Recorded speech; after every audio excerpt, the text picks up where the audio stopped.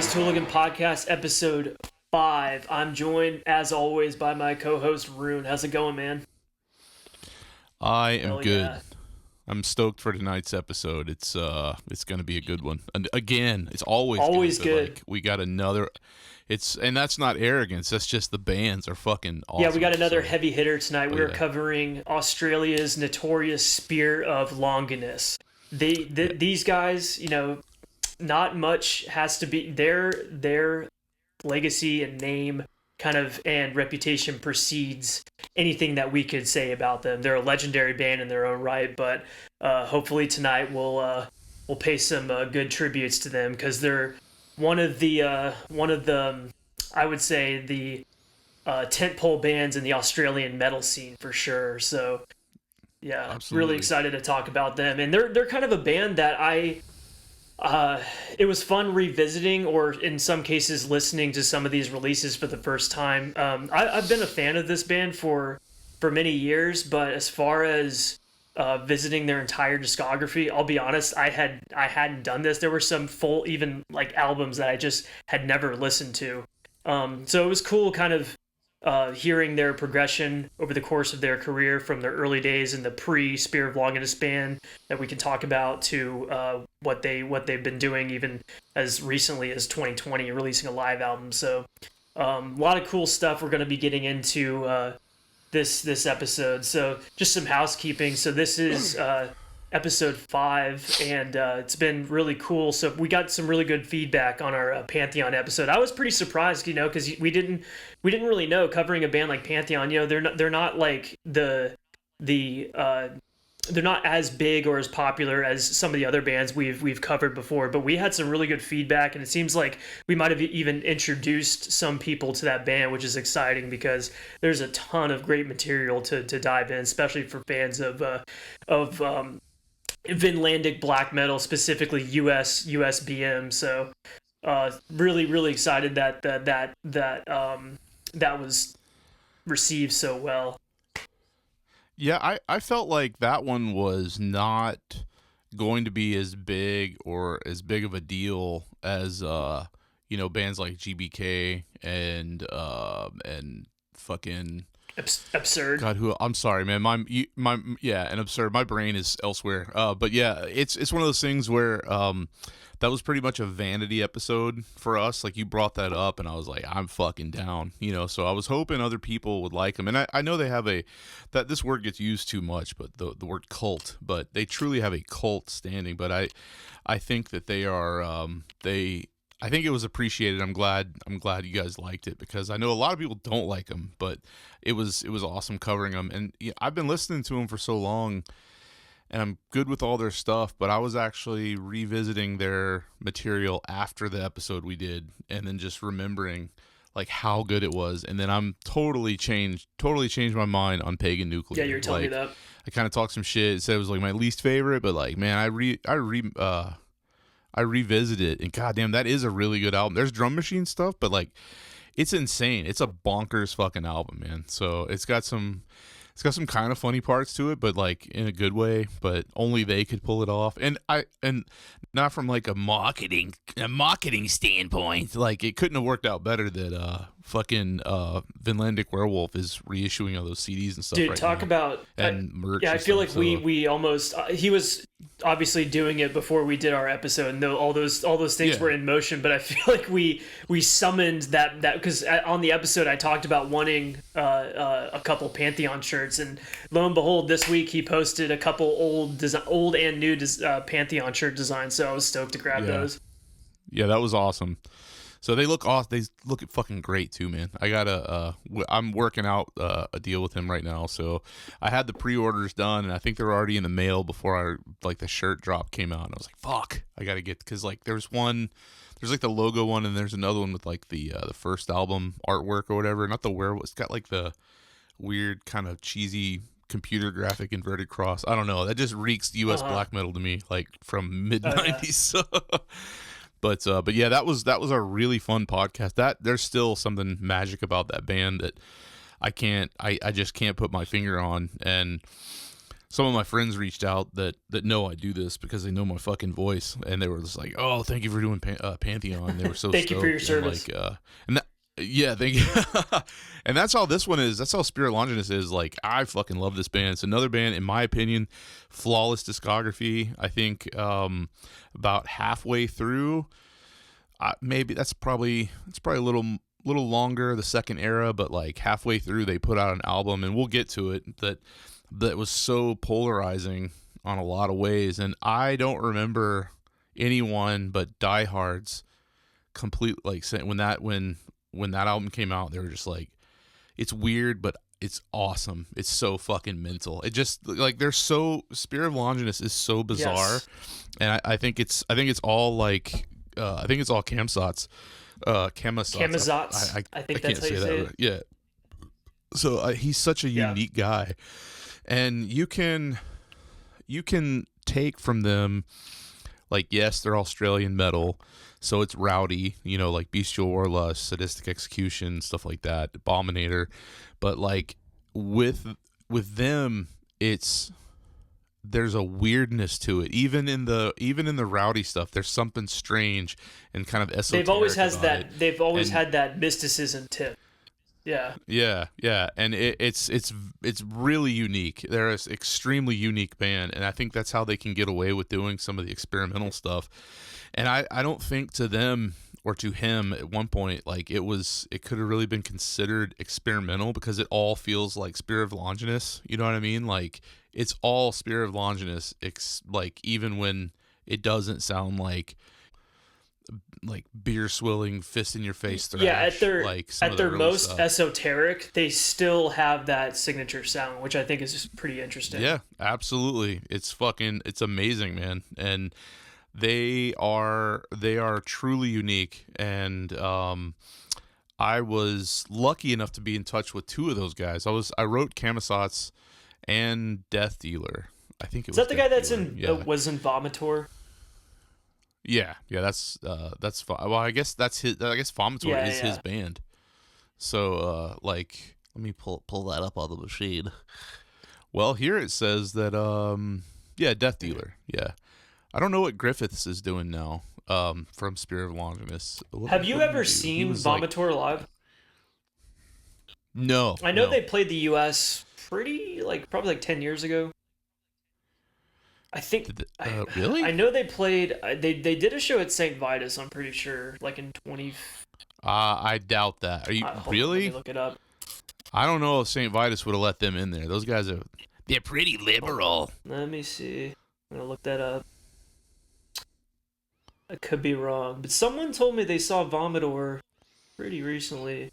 No, Vomitor. Not Spirit Longinus. I'm sorry. You said Spirit. No. I said Vomitor. No. Vomitor.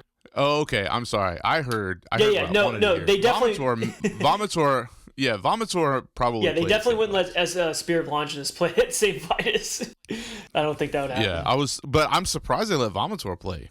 Because guilt by association. Yeah, they're a band that's kind of they're their own entity with it, and I was revisiting some of their albums this week just to kind of. Because I saw that he played guitars on a couple of their early releases, and I was like, oh yeah, I hadn't listened to Vomitor in forever, but it's more of that, it's I was thinking about what to call, because the Australian metal scene is so unique. There's not a lot of like melody in Australian metal, which is really cool to me, because it's that, it's in the title of one of their seminal bands, Bestial Warlust. It's that bestial sound. It's Mad Max metal, It's leather jacket, totally. It's denim and bullet belts and spikes and all that stuff, and that there's almost little to no melody in any of these bands. It's just complete ferociousness.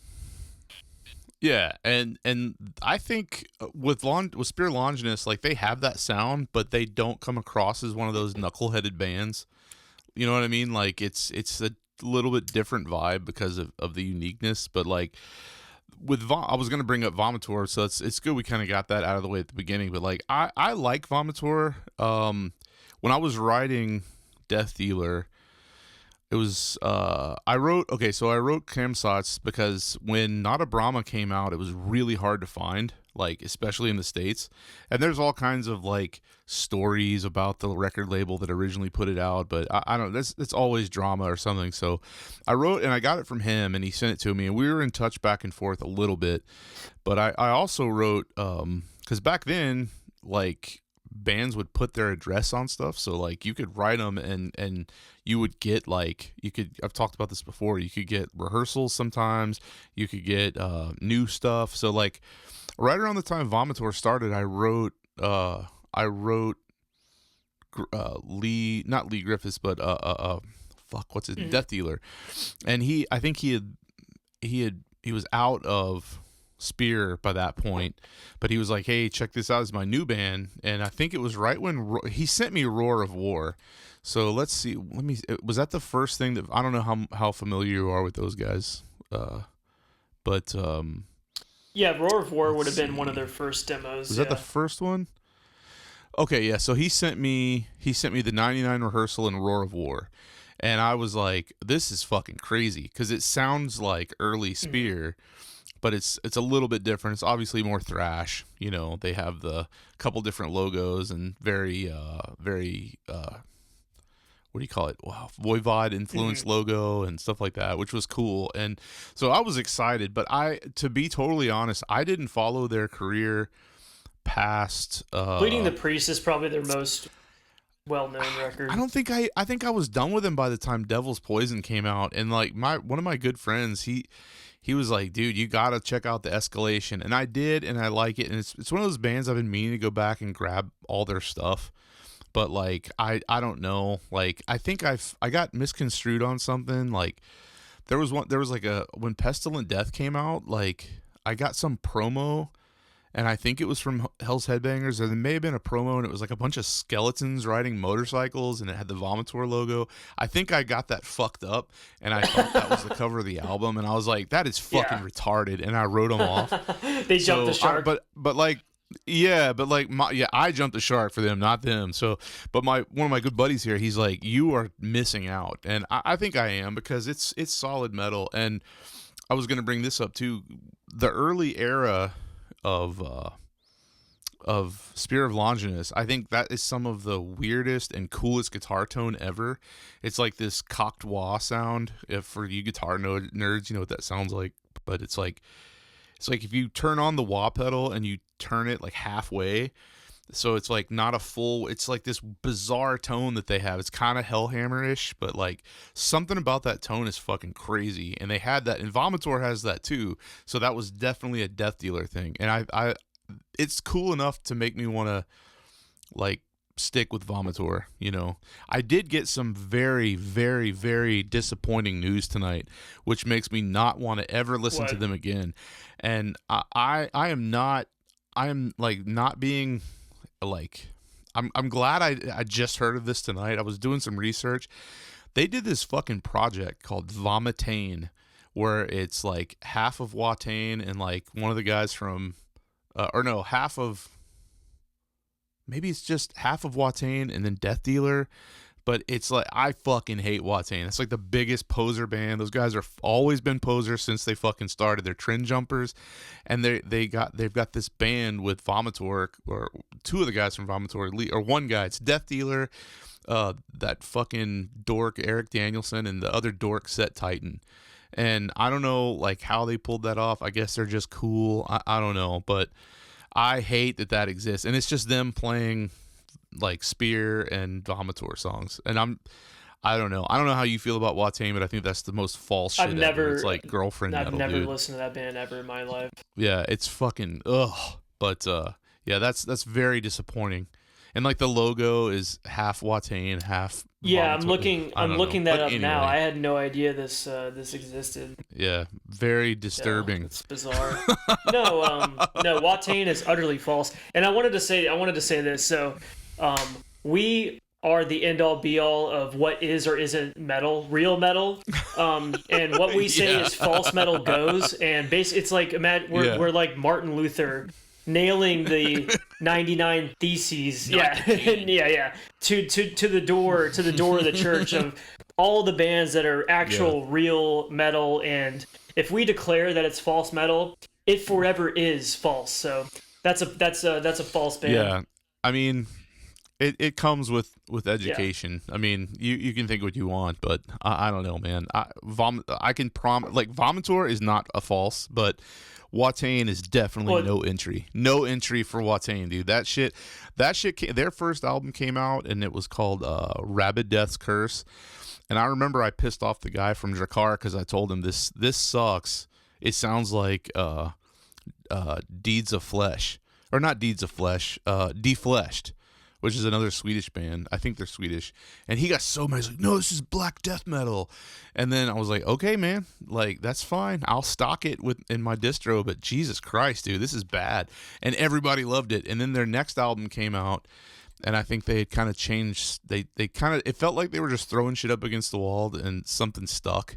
So, and that's how I feel about Watain. And it's false metal, dude. It's girlfriend metal.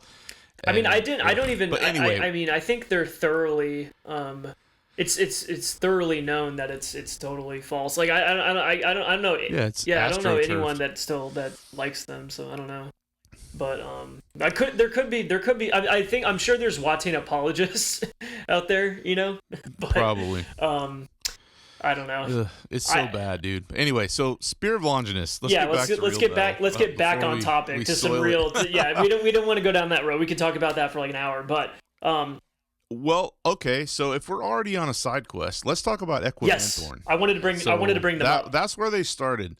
Now, I am a false because not only do I not own they have one release. It's the Demo 92, and I've never even heard that, dude. And that is Lee Griffiths on drums and Cam Sots. And it says there's also Polish Pete on bass and SDHC on guitar. I don't know who those guys are. They weren't anything else. But I've seen the pictures, the logo, everything about that band looks fucking amazing. I've never heard it. And I don't have that release. It got reissued on in 2013 on vinyl, Supremacy Through Intolerance, which of course I'm sure it's impossible to find, or it's going to be hundreds of dollars. Okay, so it's funny. So it's funny blocked. You bring that up. I literally had this in my hand a few months ago, and I put it down.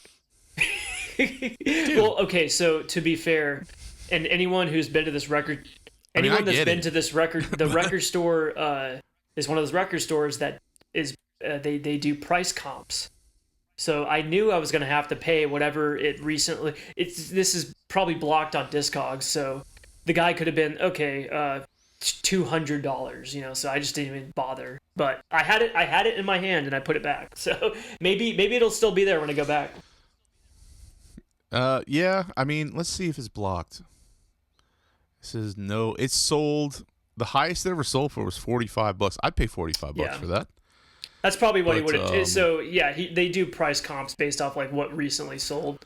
That's probably what he would have charged me. Oh man, the used record store here. There's two of them in my city, and there's more probably, but the two big ones, they do that with everything.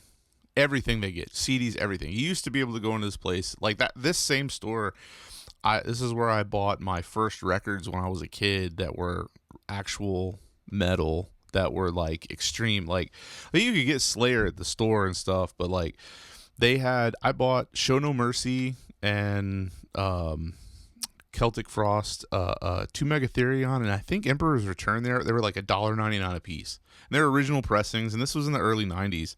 But like nowadays, if they got those in the same condition I got them in, and the internet exists, and their people sit there with Discogs and they check the high median, and that's what they sell it for. Everything. That's how this ridiculous. Store is.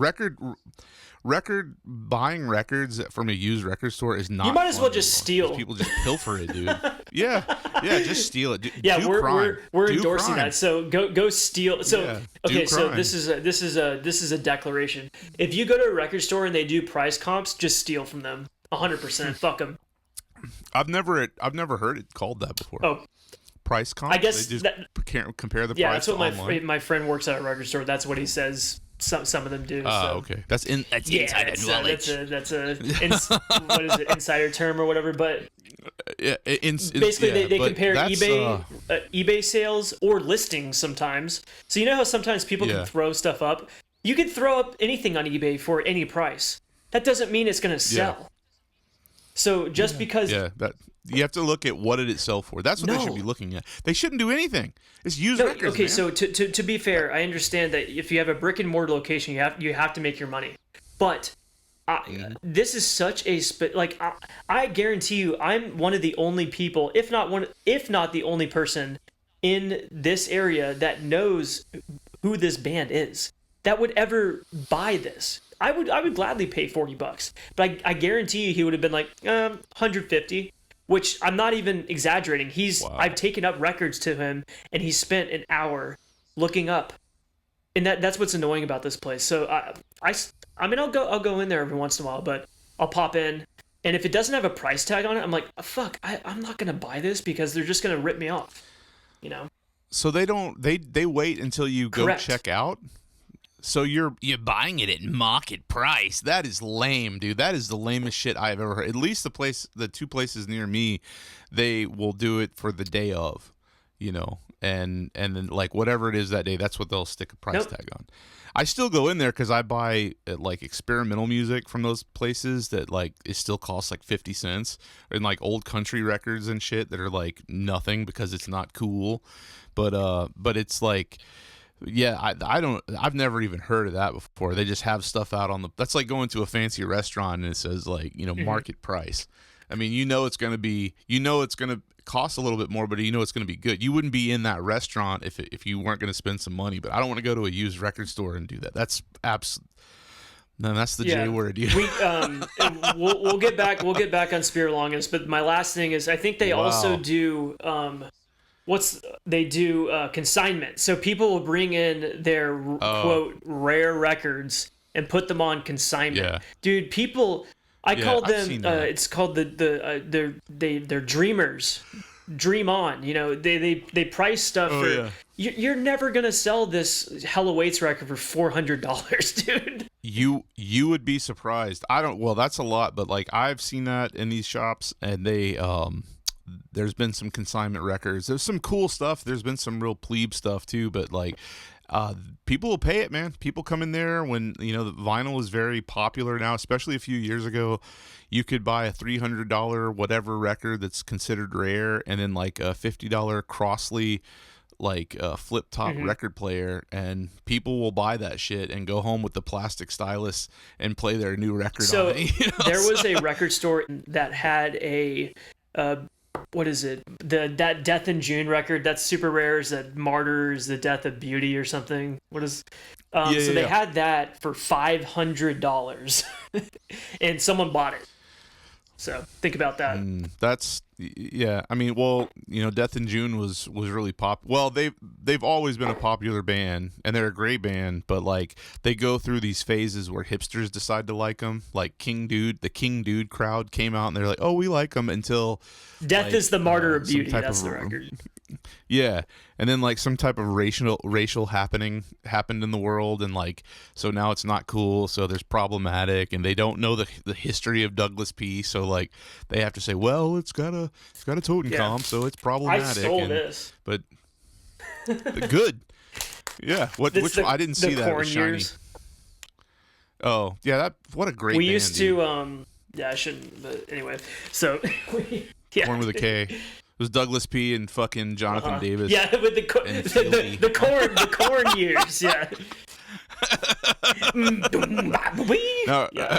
Dude, I tried. Dude, that's a band. Literally, I remember when I was a kid and people were like saying that Korn was. So it was Slipknot and Korn. Those were the two biggest bands that everyone was into when I was a kid.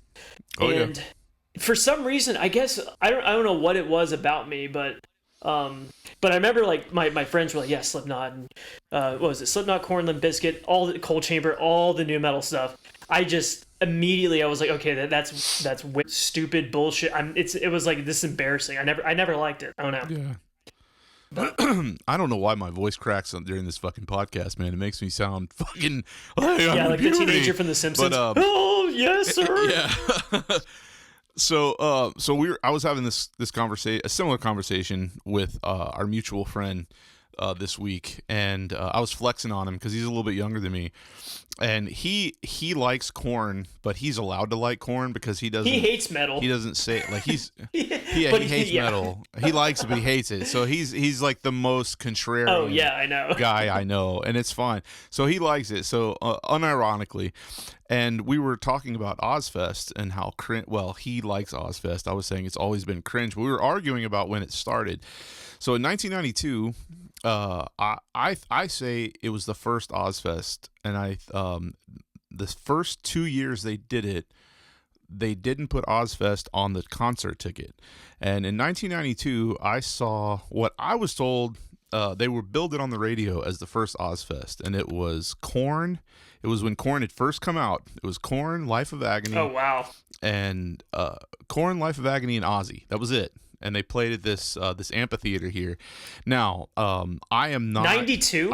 Are you sure? In 1992, I will show you the Life of Agony. For our buddy and showed him. Yeah, it was on the River. Dude, Run Life Red of Agony album. sounds like Creed to me. People will try to tell me that they're heavy. They sound like Creed. I was just about to tell you that I am secure enough in my manhood and in my age. I fucking love Life of Agony. Exactly. I love it, dude. It gets me in the feels, man. I liked it when it came out. I liked the guy's voice, dude. War from the underground. Dun, dun, dun, dun. Yeah, it's cheesy, man. Yeah. But the first that song is heavy. Underground's heavy. I don't like any other song they've done. I really like the first two albums a lot. I really like the guy's voice. Ugly is an interesting record. Man. Life of Agony episode coming soon. Just kidding. Dude, I was gonna say we should not to cut you off, but let's do a kickback episode in honor of them getting thrown off that Eurofest, which is that's an ultimate Euro moment. That's like classic Euro shit. Yeah, but that's ridiculous, man. Like, shout out to Steve S. But like, so also you have to consider it was 1992. So at this point, it's like nostalgia for me, you know. So 92. I didn't realize they were around. I was early. Wow. Yeah, so that's like was Biohazard around? Yes, Biohazard played the Ozzfest 2. But what I was gonna say is Korn played, and I went to that show because. So full transparency, I'm a huge Black Sabbath fan. I fucking worship Black Sabbath with Ozzy. There's no shame in that. I don't like Dio. They're amazing. No. There's nothing that, but it gets shameful in a second. I don't like Dio Sabbath. There's two good songs of Dio Sabbath, and I like the Ian Gillan album, Born Again. But like, I don't like Ozzy solo at all. I think that shit is cringe. It is white trash fucking music, dude. That's you don't like Ultimate Sin? People in trailer parks. Fuck no, that shit is trash, dude. I know. I've been scolded. Bark at the Moon and Ultimate, dude. Ultimate Sin is just fucking white trash sick. music, dude. I was listening to that in the gym the other day. Anyway, go ahead. There are friends of ours that are gonna hear this and be like, dude, Jakey Lee literally is one of the best guitar players ever. I know, man. Dude, I worship Randy Rhoads. I think he's great. I wish I could get that, but man, Ozzy fucking sucks, dude. And what I can't separate is I think Zakk Wylde is one of the worst human beings ever. Just like Zakk Wylde and Dimebag Darrell, like Pantera it's the worst thing to ever happen to music. And like Zakk Wylde is like Diet Dimebag. Well, the best clip of Zakk Wylde is when he was like, "Fuck Fred Durst and that Wigger bullshit." Yeah, but dude, I would rather listen to Limp Bizkit than fucking Black Label Society. Wylde. So that's a band that's been around forever, and I've heard probably negative seconds of that. I've never heard a single note of that band. I don't even know what they sound like. I think. Well, like I think it's same for me. What is Black Label Society? I've never heard a single note of that band. So I'll tell you this: I've never heard it, but I think you'll agree. I know what it sounds like. It's total, you know what I mean? Dude. It's Harley Davidson metal, and I mean that in the it's not even that cool in the ultimate like derogatory way. Harley Davidson metal. So there's like a breed of Harley riders that are dude. Biker culture is like a whole there's a couple different facets of it, and that occupies the worst most bullshit, fake Yes. and version of biker culture.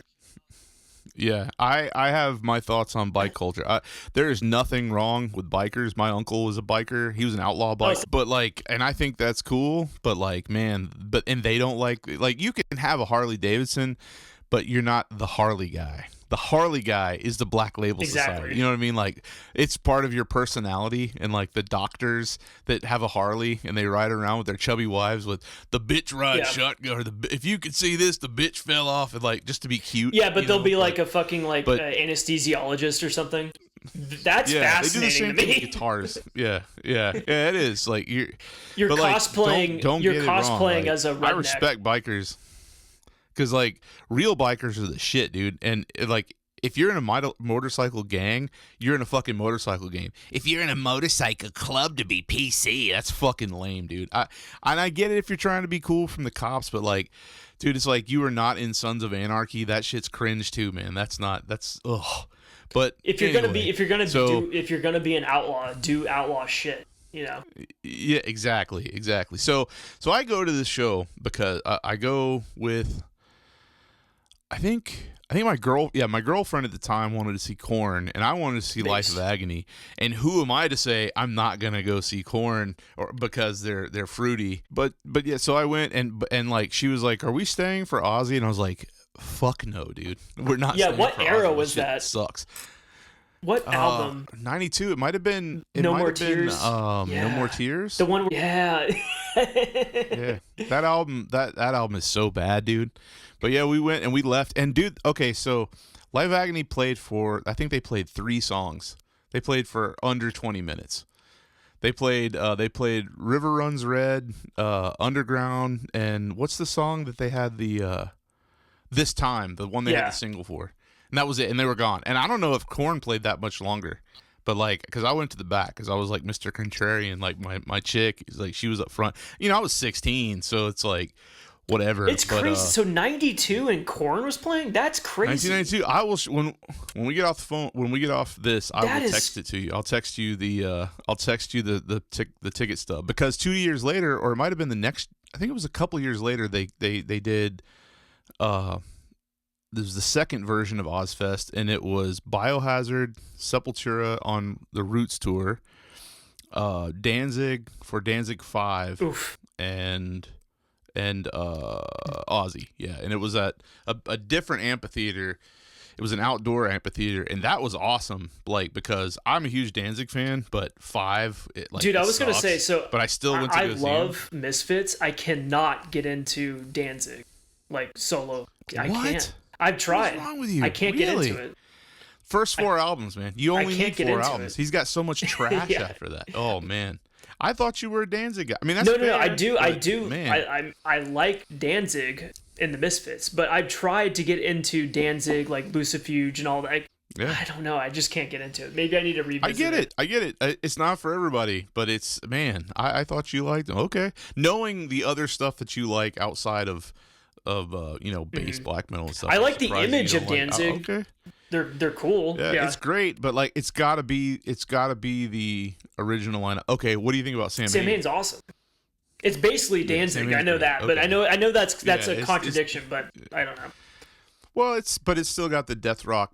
You know, it's like more death rock Danzig. It's like because it's got some Misfits. And What would surprise people? I actually, dude, unironically, I love like shit like the Stray Cats and stuff like that, like rockabilly shit. Oh yeah, Really? Yeah. Man, like I love Rockabilly. I just don't like the Stray Cats. It's that is Brian Setzer the singer? I believe so. Yeah. Yeah, I don't like Brian Setzer. That's the thing. Yeah, like I don't know. Just I can't lie. Like I love surf rock. That's one of my favorite subgenres. Yeah. Surf's great, man. Surf's great. It's fucking reverb worship. Dick Dale. You know, I love reverb. Yeah, Dick Dale's the man, dude. All that shit. And but yeah, I'm surprised you don't like Danzig. I thought they were one of those bands, kind of like, you know, Metallica, Slayer, Megadeth. People grew up on. You know what I mean? Well, you don't have to like them when you're older, but you grew up with it. You know, like I grew up with Life Agony. Like I always liked emotional music and stuff that like makes you feel weird and sad. So like that's why I like Life of Agony. You know what's cool about? I know I talk shit about them. I still think they do sound like Creed, But what was cool about Life of Agony That's crazy. is that they had the super heavy guitars, but with those crooning vocals. That is cool. Yeah, I mean, well, they came from the hardcore scene, like the real hardcore scene, not what's considered hardcore now, like fucking what's that shit we were talking about today? No. What were we talking about? Oh, dude, you know who we're talking about. We're just not going to say. No, I here. don't. The band we were talking about. Oh, the guy that we talked that's not a friend of ours. He's on Patreon.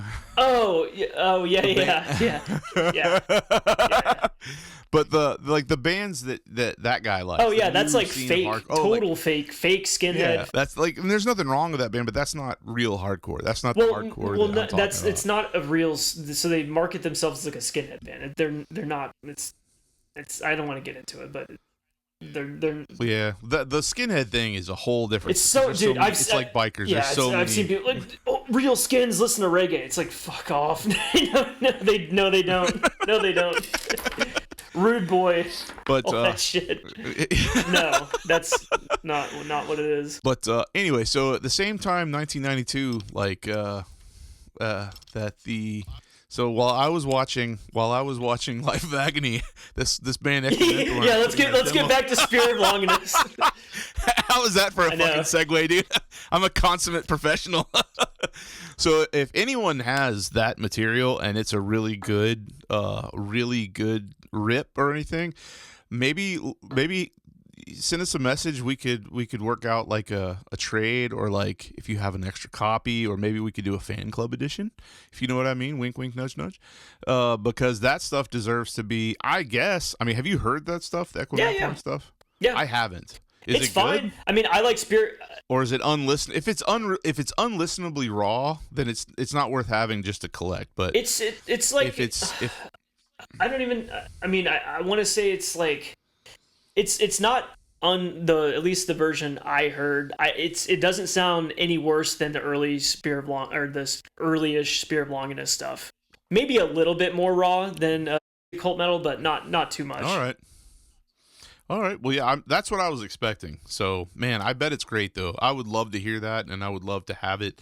And I'm sure it's hard to come by. I mean, if you have that, you're most likely gonna hang on to it, unless it's like a situation where you came across. Okay, you know what? This week, if this releases on Friday, I'm gonna go to that record store on Saturday and pray they still have it. There you go. But yeah, so they started out as Equimanthorn, and then they did that. Not much more we can say about that. It looks fucking killer. Like the pictures I've seen from it are awesome. But then so Spear forms after that, and I guess they just changed their name, and they dropped Cult Metal in 1995. Cult Metal comes out, and that album. Like, that's the beginning. That's a huge first, you know? Like, it's such a bizarre... The artwork is very... You know, if you just look at it, it's black and white, but then it's got the runes around the side and the sun wheels. I'm going to say sun wheels instead of the other word, because I don't know. I don't want to mess with the algorithm. But that album is perfect start to finish. And then you got side B, and... It's the same stuff, but there's like a different vocalist, like doing backing vocal. He like doubles. Yeah, the I was gonna vocals, say. And it sounds like this. Like, it's so fucking just that. That is the most Spear of Longinus thing ever. Is like that secondary vocal track. One of my. And it's. Is that the one where they're going "Hail, sir"? Shit. Like that version? Yeah. Yeah, like he's talking "Hey, Loki" in the background. You know, just double. Oh, it's so I fucking love that. good. That's man. my favorite version of it. But. Yeah, that stuff is, and like, another thing about this band is all of their song titles are fucking bonkers. Like, you got some that are just kind of plain, like Rite of Ragnarok, but then you've got like I love Jarl's Quest Eternal. That's an awesome one. Yeah, Jarl's Quest Eternal. Riders of a Cold and Violent Wind. Yeah, that's great, dude. The Ibis of My Lost Soul. Parentheses from Winston. Okay, so the layout of the track listing on Metal Archives is so bonkers. It's very strange. There's like 2 reprisals of Cult Metal on side A. Yeah, it's very weird. And then you have the the classic the sound clip that everyone knows. That's epic sound clip time. That's one of my favorite moments on this record. When that hits, you're like, okay, this is the vibe this band's going for. Yeah. But yeah, that I think it's cool, like, because instead of the pogrom repeating both sides, they just put the other version on the other side, and it's okay. So is it this one? Maybe there's some weird let me see the other versions. Yeah, so there's the 95 cassette, and then there's the Black Sun Society 2006 CD, and then there's the Satanic Skinhead vinyl. Do you have that? Right. Yeah. Yeah, that came out in 2013, and that's okay. So the CD version that you just mentioned only has one. I think it only has one. It's only got the no, it's got both versions. Okay. I think the CD version is the one that most people would be familiar with. The tape version is fucking bizarre. It's very, very weird. I have a tape version, but I want because it's the. Did that not get reissued? Maybe it's a bootleg. There's no way mine absolutely has been reissued, but I don't think it's listed on archives. Okay. So, and then maybe... And I'm pretty sure it's been... Now this is I'm pretty sure it's been reissued a couple other times on vinyl. Yeah. But bootleg. Let's see. Go to... Okay, maybe it's... Okay, so the next album is Dominus Nazi. That is the one where I think this is the one. This is when they this as far as early. So there's two, I would say three seminal Spear of Longinus releases. This is one of them. This is absolutely essential. Absolutely. If you're gonna listen to this band, listen to this. So the thing about this album is, I think it's this one. Let me look at this. Okay, there is some lore with this, and I'm not sure if it has to do between the Bursnag version, which is the original vinyl, and it came out in '97, the Vinland Wind CD, or the Go to War Records vinyl. I know that there's a lot of shit talk about the master or the files that were used on Go to War Records. That's not what I'm talking about here. There was, and I double checked this week. There is, I'm not sure which is supposed to be the original, but there is a difference in speed in different versions. Did you know about that? Yeah, it's kind of like the situation with the Goatmoon Varjot reissue on Werewolf. Well, I have the original Varjot that's not the correct speed, but they reissued Varjot, I think in 2017, and it's like slightly faster, so it sounds kind of different. I think there's a similar situation with this.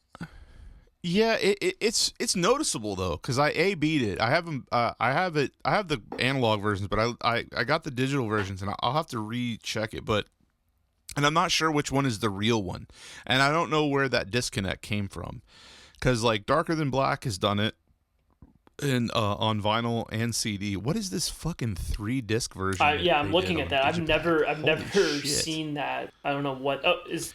I bet you this has got all three versions, like original master, normal speed, and correct speed or something. Original recording, Vinland Winds remix, and Go to War remaster. That is the spirit. That is the dude. I want that. 3 CD. I want that.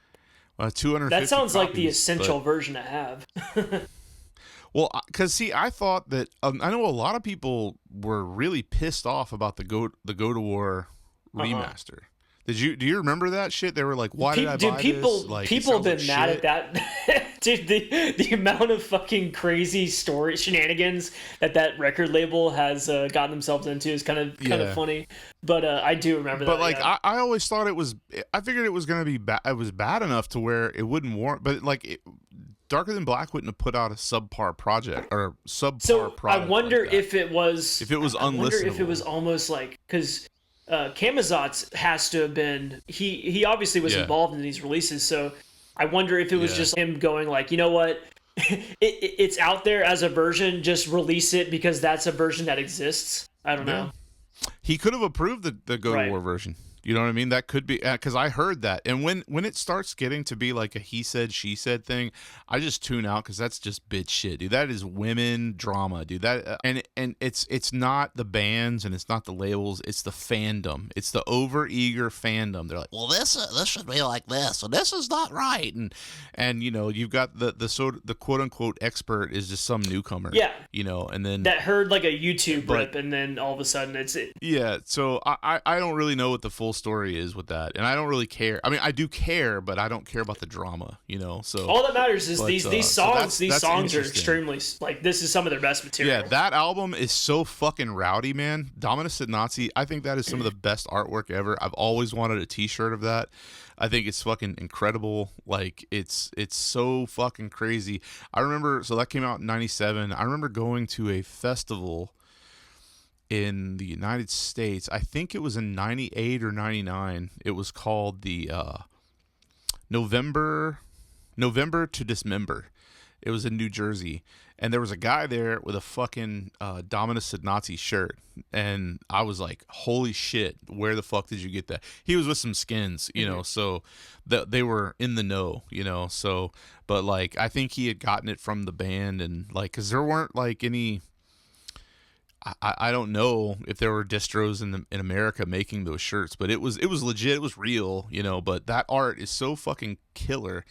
And like, again, with the song titles, man, the Nomad Heretic, I Am War, and then the Blood most Soil. bizarre, what is it, Atan? Yeah, My yeah. side itches. What the fuck Yeah, does that mean? I was dude? looking at that. Because the lyrics for all their shit is just as fucked up, man. Yeah, Blood Soil, that's the best song title. It's so good. Tribal Wars, that's such a fucking kill, because that sounds like some type of like something that maybe from like but it's not, dude. It is not that kind of Tribal Wars. Like that is the best. This album is unbelievable. And you know what's interesting about their evolution? So they started out with obviously they started to dive into the Eastern mysticism, but they were still very much talking about Nordic pagan shit on these early records, and then eventually it was always there if you paid attention, but then they really got into that, the Hindu mysticism, magic, all that, the Superman mythos and stuff. Well, that stuff is all kind of related. Yeah. You know, you've got the part of the Eastern stuff with in India you have the Brahman and the Aryan mythos. It goes into India. It's not just, you know, Germany, for those of you who are just like, fuck it, man. You know, it's deeper than that. So, yeah, they have that, and then I think the other side of that coin of the mythos goes to the Nordic, you know, in Germany. Because they are referencing Odin. So yeah, it's all related. They are referencing Odin in some of these lyrics. Yeah, so it's all related. It's all mixed there, up in the, and I fucking love it, man. That's what makes it, and you can tell they're not just LARPing. You know what I mean? Oh yeah, no, it's like the I would say almost like it's like a spiritual progression that this band makes, and they're serious about it. You know, they're it's a dedication to this very esoteric. I don't even know if like it's because Julius Ebola obviously talked about the power of Eastern mysticism, and how the what is it when we get into Tions, I think is what Spear of Longinus has really dived and cultivated not only their sound but their entire aesthetic around, which is very and unique. I can't think of any other bands that have really tied themselves into this specific sect of what the scene has become known for. I don't know. It's just it is fascinating. Yeah, it's one of those bands where like I'll be honest, like if you played me, okay, I'll give you a really good example. If you played me Spear of Longinus, and I would like it, but on their later stuff like Rune Goisha, I don't know how to say that word. I've always fucked that word. I don't know if it's Gosha, I think it's Gosha. But it's not as, it's a little different than Dominus and Natab Brahma, but it's still kind of rowdy.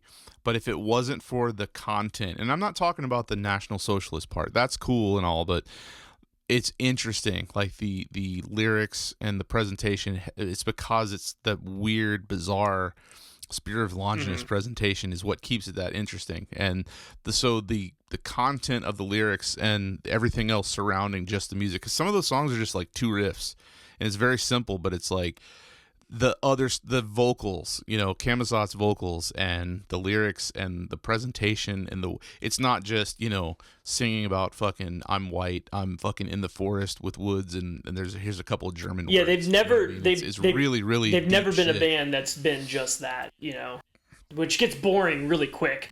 It's like, okay, I get it. Yeah, You can do the whole like LARP super extreme NS imagery and lyrics and stuff. Cool. If you want to go do that, there's plenty of bands that do that well for like a demo or two. But if you're gonna go beyond to have a discography as wide and as deep as a band like Spirit of Longinus, you're gonna want to eventually have some actual substance to your lyrics, and they absolutely do. Yeah, there's not a boring moment in anywhere in their discography as far as I'm concerned. And on this album, on Dominus, so there's a song called Devil's Poison, which, that ends up being clearly, that's Death Dealer. He brought that back and even named an album after that, of Vomitor. So that's it's so iconic in so many ways. I think this is a very pivotal album. It was very pivotal for the underground, when it came out. Came out the same year as Mocking the Philanthropist. 97. Okay, wow, that's fucking there you go, man. That is a pivotal year, man. It separated the men from the boys, dude. So because that shit is rough. Like Spear came out and it was fucked. You know what I mean? Like people were like, people didn't know how to. Absolutely insane. From what I can tell, it was very shocking. Yeah, it's bizarre because he does the normal vocals, but he has that weird spoken shit every once in a while, and it's so it's so. Is that him or is that someone else?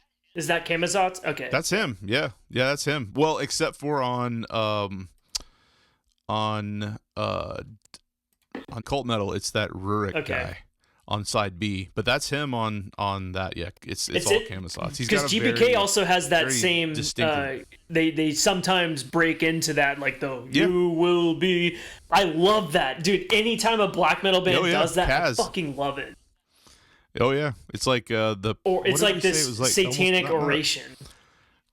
Yes, yeah, exactly. That's what it sounds like with these guys. It's like an heretic, someone standing at the top of the mountain with sage and just being like, "This will be." A shaman. Exactly. I love that, dude. When I'm listening to these records and those parts hit, I'm like, "Yes, this is what I'm looking for." Yeah. It definitely makes you want to pick up heavy stuff and put it back down and then do it again in quick succession. You know what I mean? It gets you pumped, man. It gets me pumped. Just want to fucking. Well, it's like those videos of Camazot's where he's running barefoot and jumping out of logs. Okay, so I was messaging you about those. If anyone has those, so it was like a promo, I think, for their hot shower appearance in 2017, I believe. Yeah, it was so cool. It was like him running through the forest. He was wearing those toe shoes. You know what I'm talking about? It was the toe shoes. I thought it was barefoot, but it was the toe shoes where the toes are out at the end. And it's such a sick look. But he cut his hair, so he has short hair now, and he's in shape, and he's running through the woods, lifting logs and stuff. And I always thought that was such a cool video, and I can't find it anymore. So if anyone has that, if anybody has that, let us know, because I remember that, man. It was on. It was around. I forget where it was. I don't know if I think it was on. I saw it on YouTube. Okay, and I'm sure the hot shower people they probably put that around, but that was definitely a good, because when that came out, it was huge. That was the one hot shower. I was like, I should probably go to this. Was that the one that Goat Penis played? I should probably also. I don't know. Goat Penis is good, but they suffer from a bad production. I love their production, but they're really. But the old stuff before, Jesus Clay Coward died, Clay Schultz. No, Clay. One of the guys died. Clay Schultz. Two of them is died. That his name? The main guy.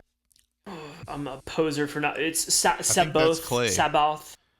Yeah, Sabaoth. Sabaoth. And then the other guy died. The dude with the tattoo on his side. Yeah. Yeah, they are definitely Vigorous bands where they're really Apocali, which is Fernando Bar. Fernando, he died in 2024. And then the Sabaoth. Okay. What was his real name? Clay. Evandro. I think it's Clay Schultz. Where the fuck am I? Who the hell is Clay Schultz? So Evandro was the main guy. Jesus Christ, Sabaoth. I'm sorry. Yeah. Okay. Well, I remember when they died, but that band is one of those bands where they kind of suffered from like bad record labels and bad. They always were fucking around with those like South American record labels, like Death Rune. Yeah. Well, he's from Spain. Oh yeah.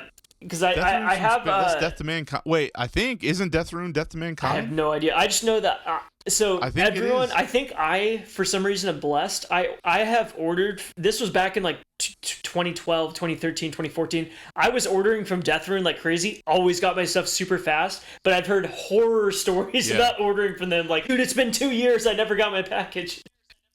Yeah, Death Rune is Death to Mankind, and I have never had trouble with that guy. Dude. He can kind of be a prick to deal with. He's been nothing but nice to me. And trades. Well, I'm just saying, back in the day when he first started, that part is true. But some close friend of mine's, some close friends of mine, all had horror stories, and I was one of the lucky ones. I think we just got blessed. You know, he could tell, dude. Because I had like even buying stuff from him off eBay. Like I've never. I have shirts from him. I have patches. I have hoodies. I have records. Never had any. Anyway, we're getting off topic, but.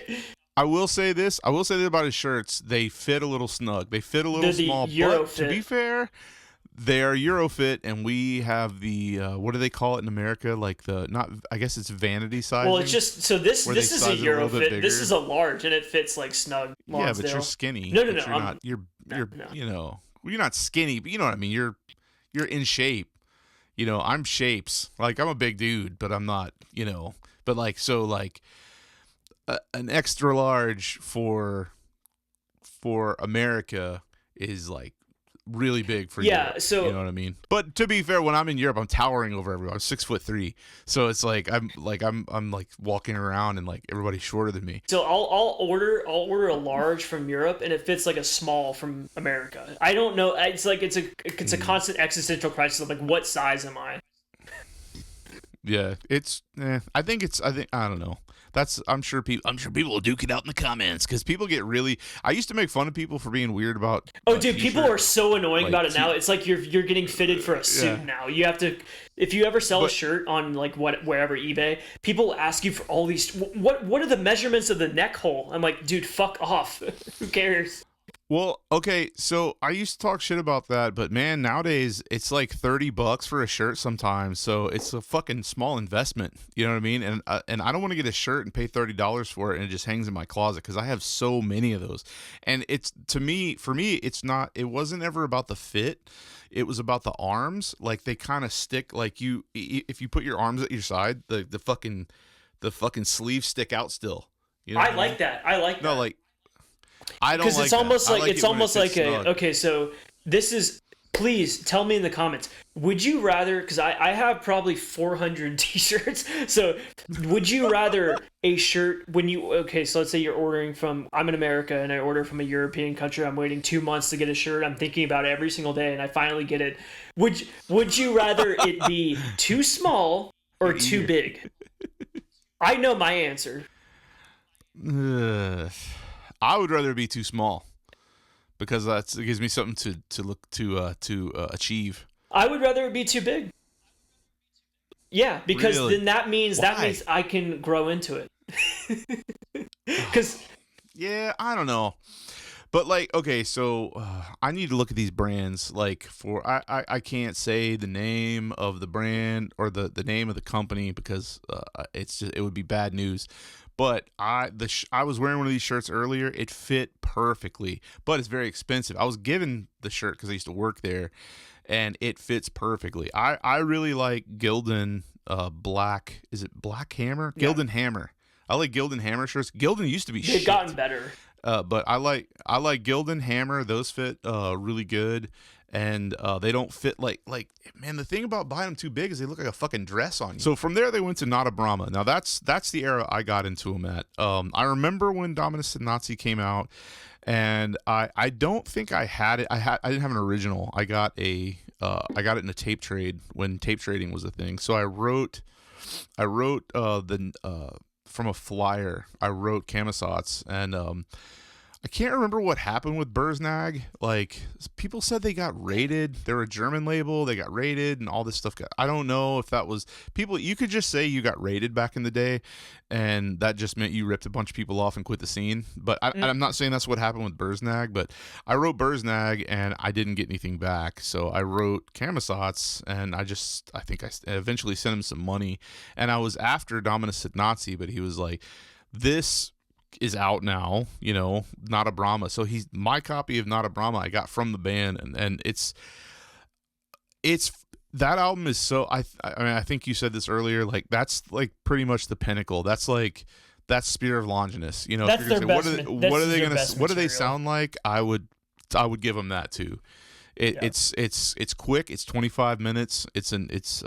I consider it an album. It's an EP. Me too. But because it's a complete thought. You know what I mean? Like it feels full. It doesn't feel like a quick thing. And it has the quintessential Spear of Longinus song, Neutron Hammer. Neutron Hammer, absolutely, man. It was so good that didn't Vomitor do that one as well? They did it, yeah. I don't know if that's considered a cover or just they just redid it. You can't really cover yourself, man.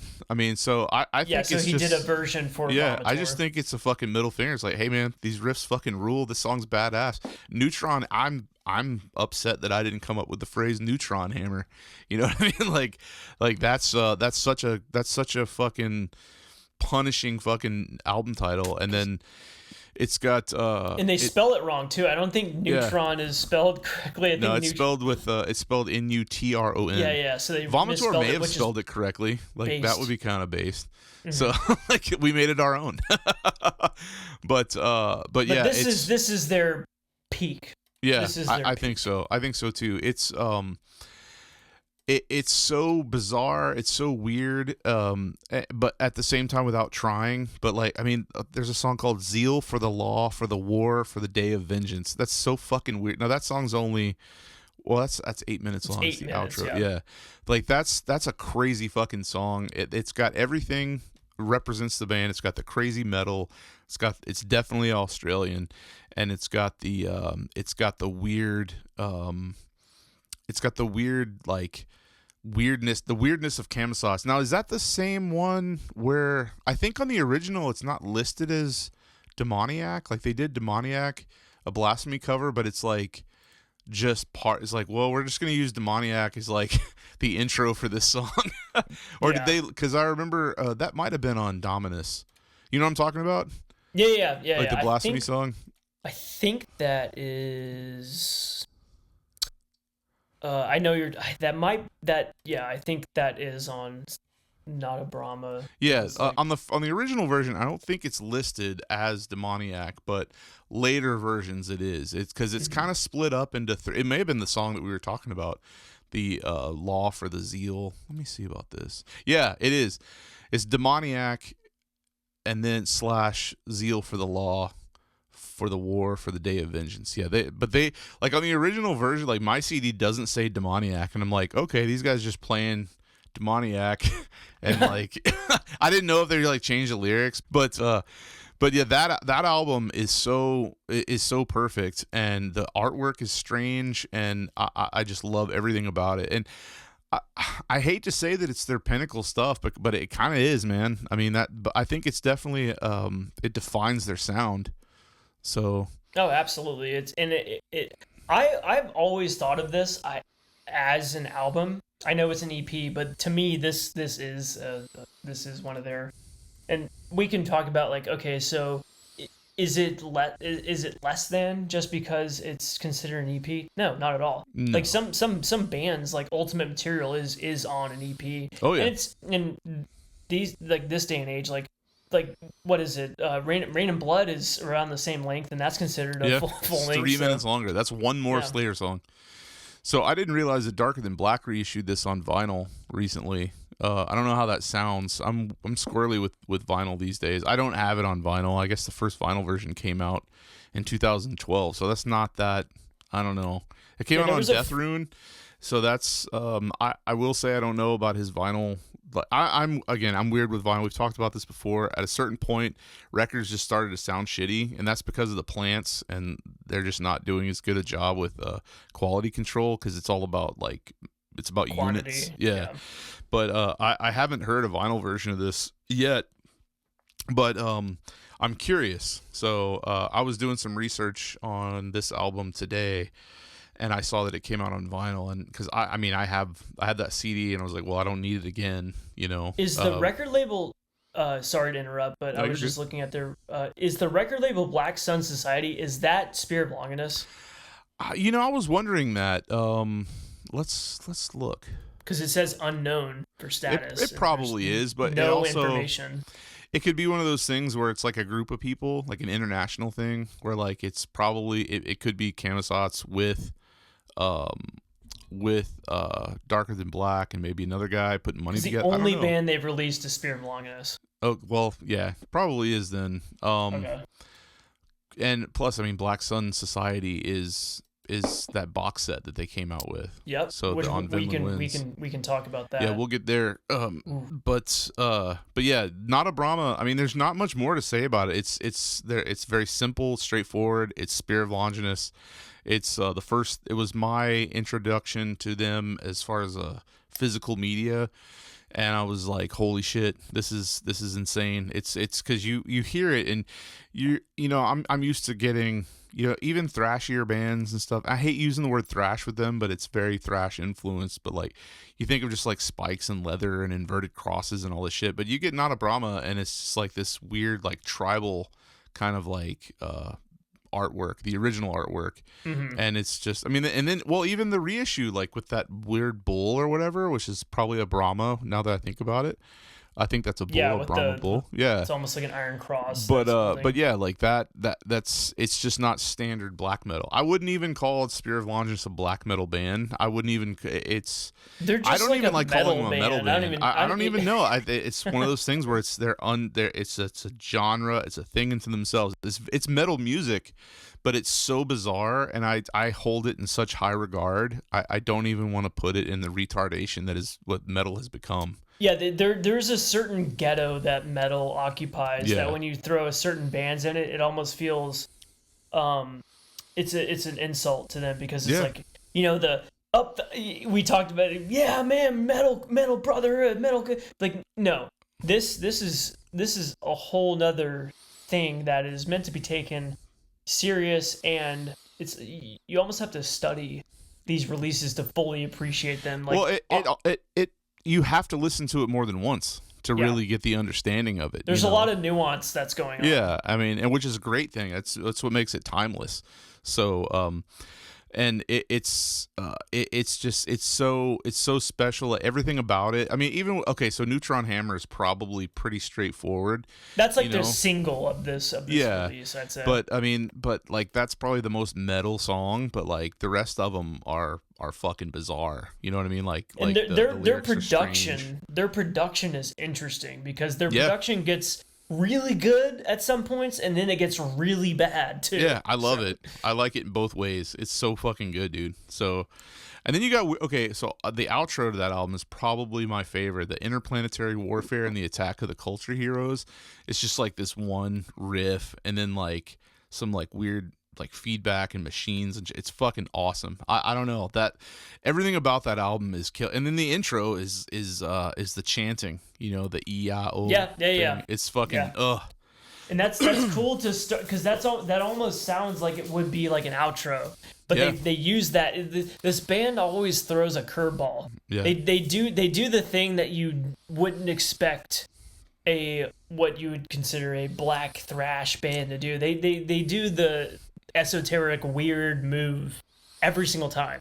Well, speaking of, that's a perfect segue into the next thing. So 99, they either split or went on hiatus or whatever, but the next they come out of nowhere in 2002 with the yoga of, like, then you're like, okay, so what the fuck is this? Like, that one was the one where people were like, have you heard this new spear? And if people were either going to say, like, yeah, it's fucking garbage because it doesn't sound like, you know, thrash, or like it was like, oh, that's the deepest thing ever. You know, it's the deepest fucking out. It is Cam Sots coming into himself, you know, and then it starts out with NWO, which is, it's basically an RAC song. Yeah, NWO. You know? Oh, it's so good, man. Like, it just makes you want to fucking pump your fist. And like, it's weird. I mean, it's bizarre, and it's not thrash, but it's very, very Spear of Longinus, you know. I'm looking up, in the book Wolves Among Sheep, they say that the original title was a combination of one of their, it was a combination of one of their later records, which was and the Swastika Lotus. And I think originally it was going to be called, what was it going to be called? Yeah. So the original title was the Swastika Lotus and the Yoga. Wow. So that was the original title of Tions. Okay. And then they just shortened it to the acronym Tions, the Yoga. Which I'll admit, the first time I saw that title, I was like, what the fuck? What the fuck is that? And then you see the album art, and then you see the back cover with him with it's almost like a Maori like warrior type, you know, corpse. I wouldn't even call it corpse paint. It's like this battle paint, you know, with like the eyes on the side. It's very unique. Yeah, I've never seen another. It's insane.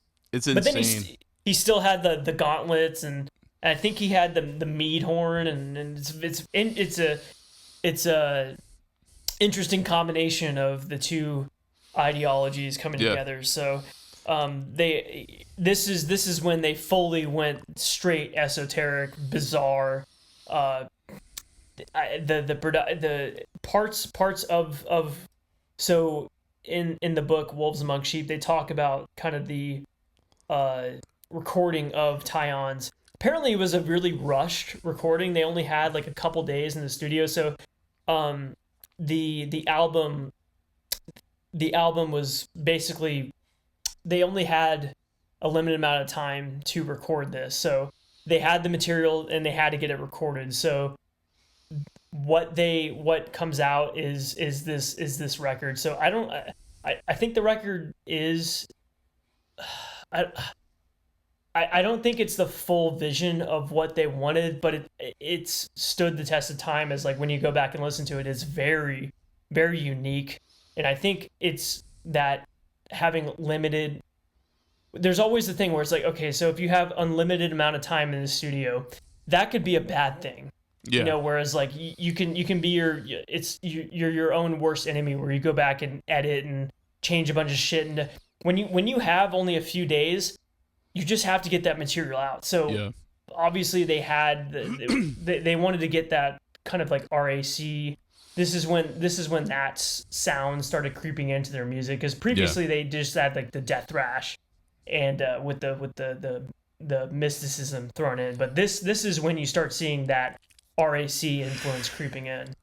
Well, with the Yoga of National Socialism title, I always figure that they called it that because they knew that you wouldn't be able to sell that in certain stores. You know, you've got like it's also one of those ones where like you may like it the first time you hear it, but you don't love it until you've sat with it a lot, you know. I did not understand this record the first time I heard it. It's off-putting. Yeah. It's very strange. Weird. It's very strange because, especially coming from Natab Brahma, you know, like the next thing you put out is this, and then NWO is a great fucking song, but it's still not. The guitars are kind of jangly, and it sounds. Yeah, you have that almost it's not acoustic, but it's just electric guitar with the distortion turned off. Yeah, and then Then they go from there to Nebula Rasa, which is just clean guitar. And the whole album it kind of feels disjointed, but it at the same time it's not. You know, you can tell it now that I didn't know that about the studio being kind of rushed, but that makes sense.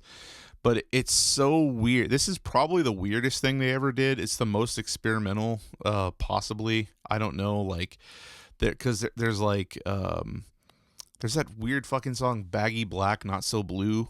Like, that's such a strange fucking song title. I mean, when you read the lyrics, I mean, it's just one line, but it's that warm, womb-like feeling you get from depression. That makes sense. But you see that on the back of a record, you know, what the fuck does that mean? And then, so in the passage in Wolves Among Sheep says, released in 888 copies by the American label Vinland Winds Records in 2002 on black vinyl. There's also another more limited version on red vinyl. This bizarre Indo-Germanic fetish is the manifesto of a utopia only partially achieved. It was supposed to consist of 15 songs, and according to the original plan, it should have kept that abrasive style full of anger borrowed from punk that Spear of Longinus seemed to be particularly fond of, but unfortunately for them, the choice of a new recording studio, along with time and monetary constraints, compelled them to forcibly finish the job over a long 48-hour session. Holy shit.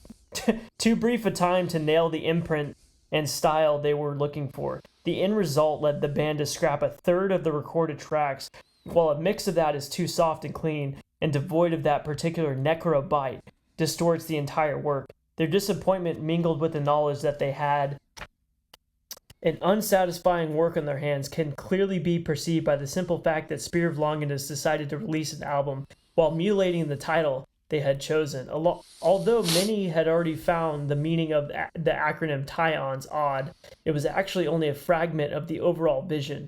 In the band's vision, the album should have been born a very different, much longer, articulate, resonant name. The Swastika Lotus and the Yoga. Wow. So, that's fucking awesome. I love that. I love both of those albums, but I would love to hear the stuff that got scratched, you know? Yeah. So, yeah, I mean, I don't know what you think of this album, but I think it's great, and I like how the last track is called Interlude. It's interlude, and then it's just gone. So it's another short one. It's 30 minutes, and it's bizarre. I mean, this is a classic. Yeah, this is a classic. I mean, it's very weird. It's experimental, and you know, it put a lot of people off. They were expecting to be like some black metal thing, and then they get this super colorful album cover, and it's not what they were expecting. Which, if you were paying attention at this point, like you should have known not to expect anything but what you don't expect from Spear of Longinus. So it's good. I mean, I think a lot of people came around to it, and now it's just it's like you said, it's a classic, and it's this is a seminal quintessential Vinland Winds release. Oh yeah, absolutely. If not one of, I would say this is like top 3 releases that Vinland Winds did. Yeah, definitely. I mean, this the Lust album he did, and he did Pantheon, Legion. I don't know, man. He did a lot of good stuff. I mean, you don't really need Blood of Heroes from Graveland, but I'm glad he did that. But I've been looking for that 7-inch forever. But hey, I might be able to get you one of those. I think my buddy has an extra. I have one that I got from Rich, but because that came out the same time. I think it came out the same time. I got him. I was at Rich's house when he had the Tions records. Yeah, it was early 2000s for sure. I was in town. I think it was that time I was in town to see GBK. And we went to his house, and I got the album, the Graveland 7-inch, and the classic Spear hoodie. You've seen that, right? With like the tribal swastika on it. Yeah. I think there's some famous pictures of him wearing that hoodie.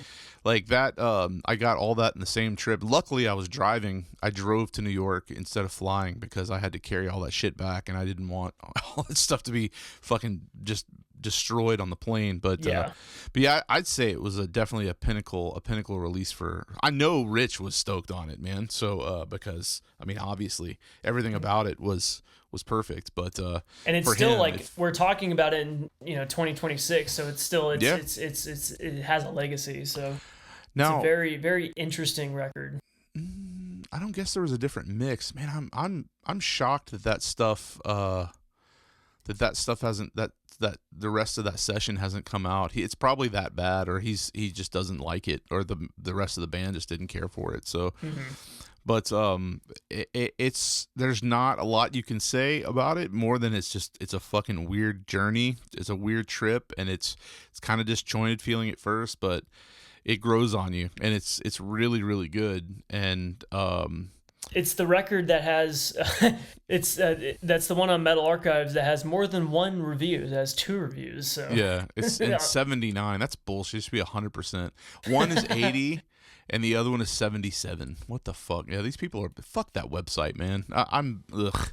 It's good for archival purposes, but these people that do it are just... No, so mouth breathers. you'll look on a band like, what is it, Hammerfall, they'll have like 20 reviews for each of the records, and a band like Spirit of Longinus will have nothing. Well, and that's because that's metal bands. I think it's a community, and I will go on record. I always say this: I do not like communities or collectives. They're usually fucking fruity, man.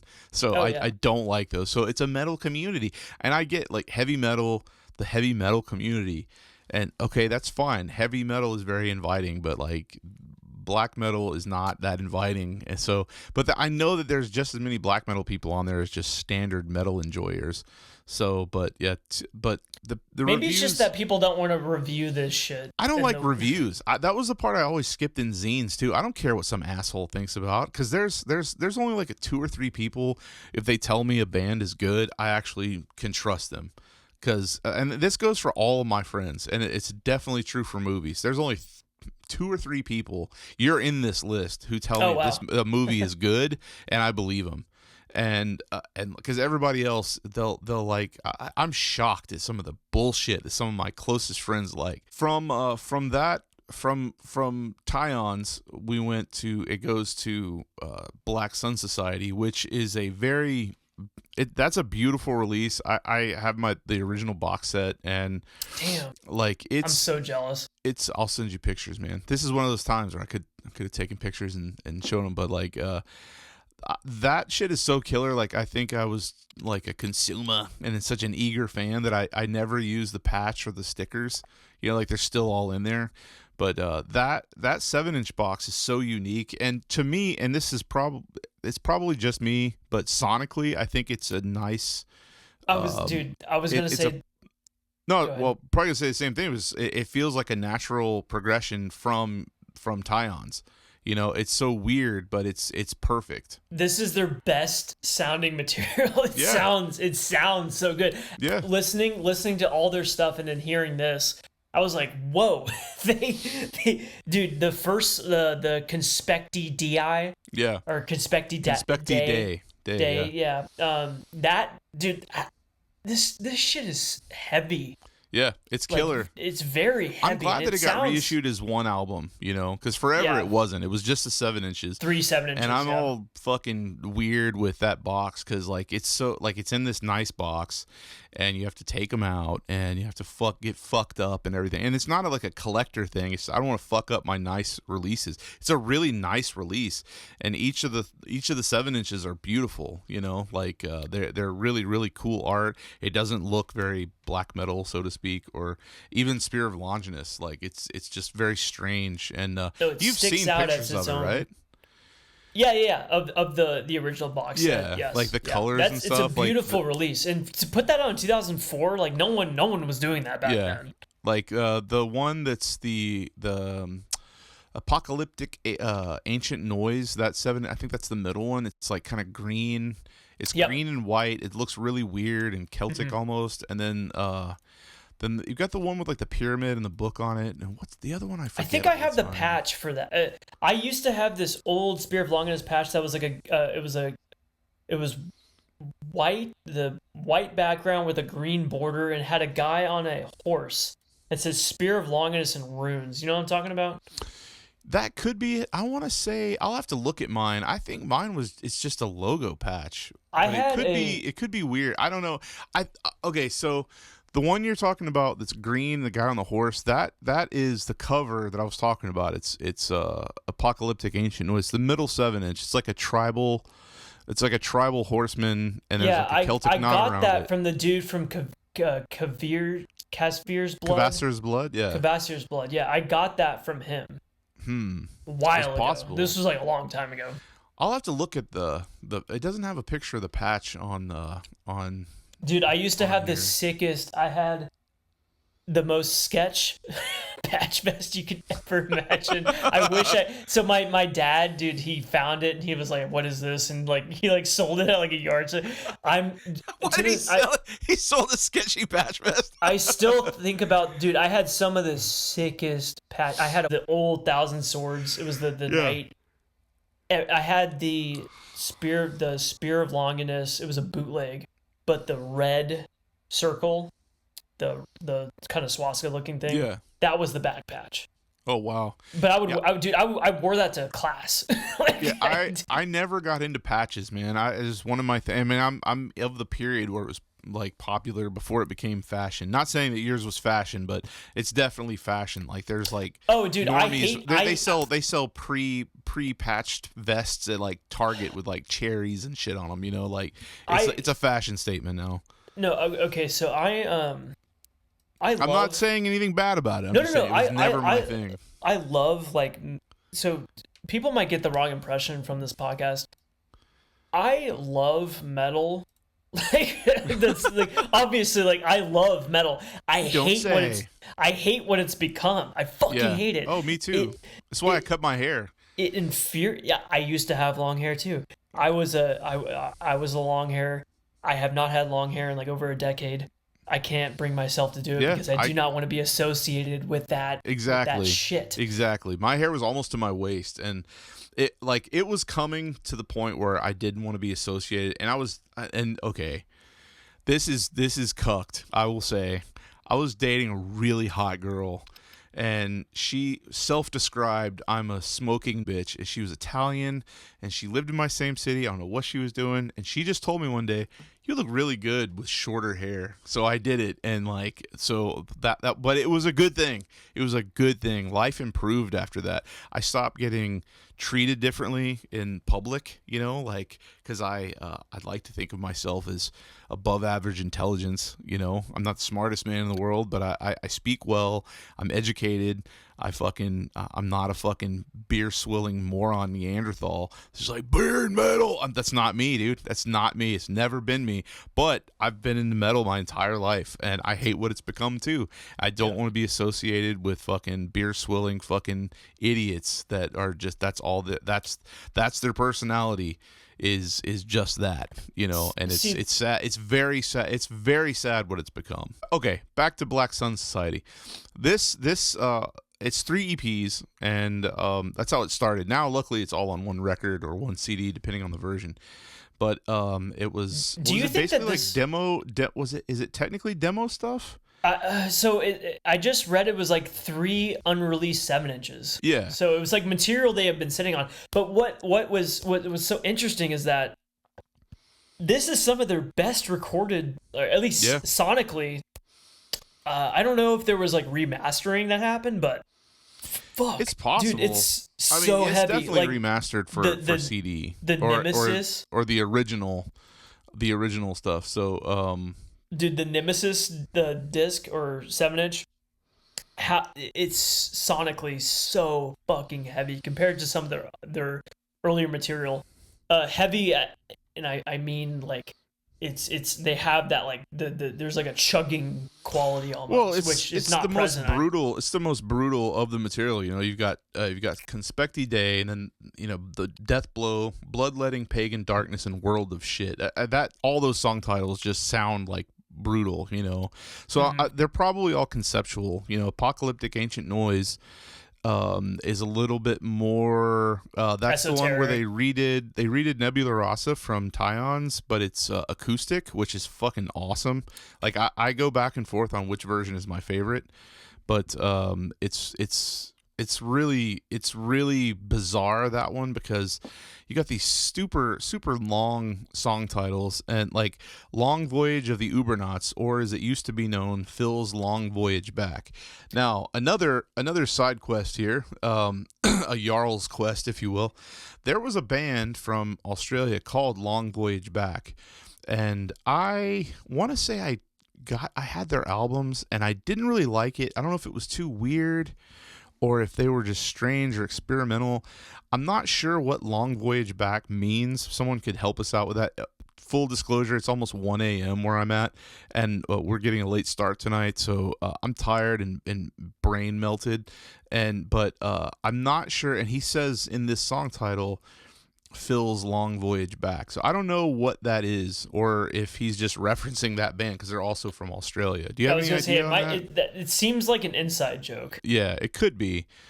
But then there's a couple song titles in Spirit of Longinus discography that feel like inside jokes. Yeah, and then there's so they redid Jarl's Quest on this too, but it's the protoplasmic version. So I think that's like the experimental one. And then the last one is Blood of the Alliance. It seems the most serious, Mm-hmm. Even though there's a song title in there called Open Sesame, but it's like you got Cruel Buddha, and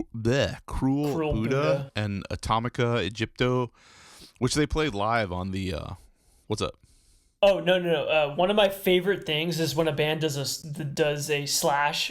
Yes. It's like so good, dude. There's two. They couldn't decide. Yeah. My thing is like they couldn't decide on the song title. Yeah, so it's this song is so fucking cool. It's got two names. So, exactly. And that song rules too, man. Atomica Egypto. And they opened with that on the Hot Shower live CD.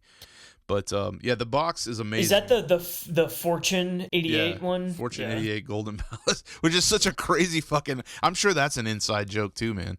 Palace 88 Fortune. Yeah. For some reason, I'm sorry, kill me. It reminds me of every single time I read it, I just think of a Chinese restaurant. Oh, so do I, man. It's probably supposed to be like that. It was probably the Chinese restaurant next to the venue where they had Hot Shower, where everybody went and got fucked up and puked noodles the next day.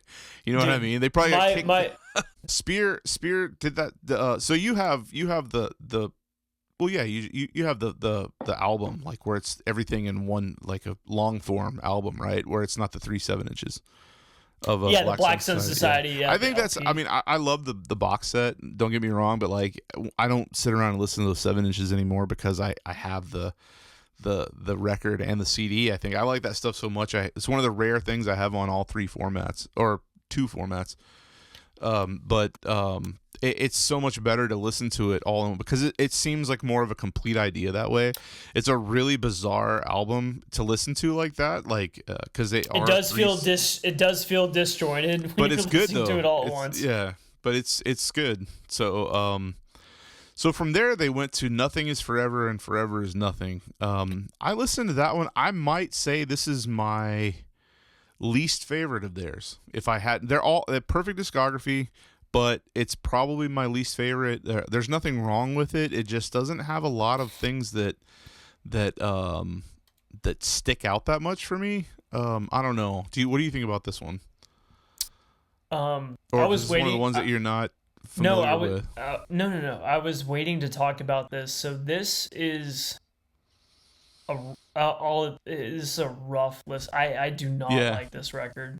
Yeah, I listened to it earlier today, and I was like, nothing about it that stands out to me. Yeah, I like it, but it's not one that I return to. That's why I listened to it today. I mean, I don't even really like the artwork that much. This is a rough. Do you ever have like CDs or albums that you listen to that it's a chore to get through? Yeah, it's this was a chore. I had to keep looking. I was like, how much longer? Yeah, it's don't get me wrong, I love Spirit of Longinus, but this was like, it's not good. It's a long 40 minutes, dude. I don't like it. Okay, I do like the song Hocus Pocus though, and the song Better of Dead, but that's about it. I mean, It it's feels okay. like it was a rushed recording. His vocals are horrible. Yeah, it's the production's kind of weird. It almost sounds like a demo, like it's got kind of demo. What was the lineup on this? There's no one listed for the lineup. Yeah, it's Was it just Kamazatz by himself? It could be. It could be. I mean, he plays all that stuff. Well, that footage that I sent you were just like two random guys, and Kamazatz. So there's also that footage of him where he looks like Rasputin, the long beard. Oh yeah.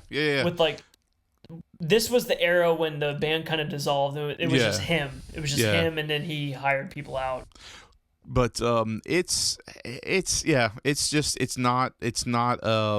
not one that really sticks out. And I was kind of bummed because I was thinking that maybe they're done, but then like the next year they came out with And the Swastika Lotus, and that one I fucking love. It was tape only. It was impossible to get.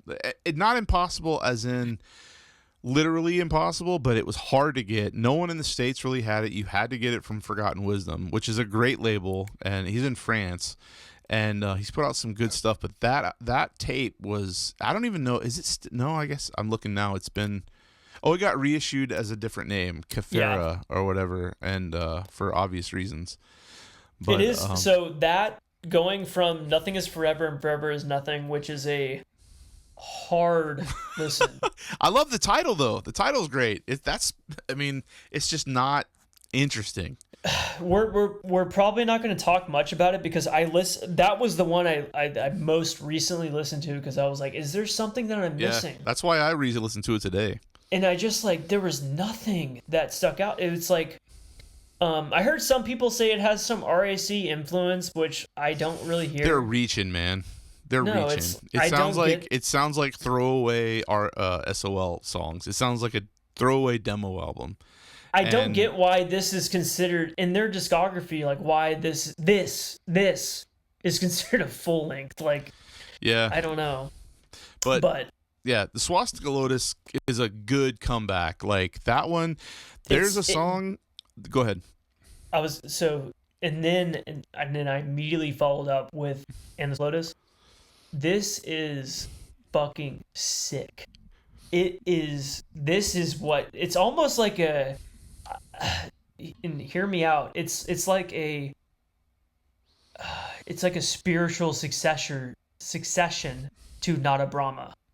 To me, I can see that. Yeah. I really, really like the song. I like the song after it too. Here He Is Too is really good. It's the first real song on the album. There's the intro, and then there's Here He Is Too, and then Nuclear Vision. Those are both really good songs. It's in the first half of the album, but Here He Is Too is so fucking bizarre, and it gets back to the original feeling. And this does kind of align with what you were saying with a spiritual successor to Natab Brahma, because he does this thing. So he does the normal vocals, but he does these weird out of tune kind of chanting vocals, and it reminds me of this occultist named Richard Molt from who was heavily involved in the Order of the Nine Angles. Mm-hmm. And I think it was him that did this, but there's an album called, it's like the chants of the ONA, and it sounds like that. And it sounds like, I'm not sure when that came out, if that was before or after this. It wouldn't surprise me if he was influenced by that, but he cited O9A as a influence, at least. Okay, so he's probably influenced by that chant album. I'll say this too, like that chant album reminds me, to tie this back to what we were talking about earlier, the music in House at the Edge of the Park reminds me of the stuff that's going on in the background of that chanting album.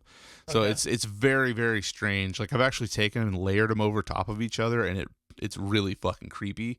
But that song is very, very just it's creepy, and it does feel like a spiritual success. That's a good point you made. It feels like a spiritual successor to Natab Brahma, because the tape it's flawless. I didn't realize it had come out on CD. Well, I guess it's fucking limited shit, but I don't really have to have it on vinyl. I might try to get. Well, it's probably impossible to get. Forgotten Wisdom is in France, but I have the original tape, and it's so fucking killer, man. And it's flawless. They're back. You know what I mean? It's really like, good. Yeah. And he kept that title. Like, yeah, exactly. Referencing back to the Tions era, originally it was supposed to be one title. Yeah. And I don't know how much of this material was originally supposed to be on Tions, but yeah, I would love to know that, because if it was, like, that could have meant that Tions would have been the ultimate album if it was this material and that, because a lot of the Tions stuff feels like interludes. You know what I mean? I think Tions was going to be like their magnum opus, but whatever happened with the studio, I don't know. I'm just referencing what Wolves Among Sheep is saying, so if someone has any insider knowledge, please let us know. Well, I mean, it says on Encyclopedia Metallum, it says that it's considered to be the twin album to Tions. So I don't know. I mean, I'm gonna listen to those back to back tomorrow and see if I can. I don't know if it works, but I wouldn't be surprised if some of that material was supposed to be on the full version or whatever. Yeah, it says recorded at the same time and considered to be the twin album to the Yoga of National Socialism. Yeah, maybe it is. But see, that's the thing though, is that's got 11 tracks on it, and it said that that Tions was supposed to be 15 tracks. So that's, I don't know. But like I said, like Tions, some of those songs just feel like interludes. You know what I mean? They do, yeah. So I don't know. But it's a weird album. I feel like it's a least talked about album. Like it might be because of availability.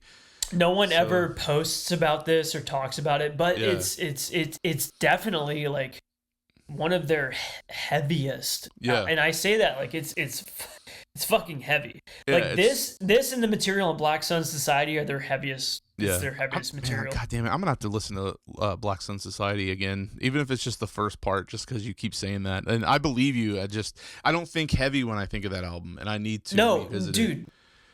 Listen to the very like first few tracks on that, especially the compilation version. It's and I don't associate Spirit of Longinus with heavy. Yeah. But those tracks are heavy as fuck. So good. Yeah, I know what you're saying. Like, I just not what I think of with that material. I was going from Natab Brahma directly to that, and I was like, holy shit! Like, sonically, this is like Natab Brahma. Like, it sonically is a very different vibe than what I hear on Black Sun Society. Yeah, it's really rowdy. Like Natab Brahma is super rowdy and just chaotic. It's beer. I'm beer swilling. Like it's like I want to just like fucking go in the pit and go crazy and wear my I mean belt, it's you could listen to it and right after Bestial Warlust or early like the first Destroyer 666 album. You know, it's good old fashioned fucking Australian metal. You know, but Swastika Lotus is perfect. Rune Gosha came out next. That's a weird one. I love this album, but it's fucking strange. It's another EP. It's only 18 minutes long, and each song title is a letter. Futhark.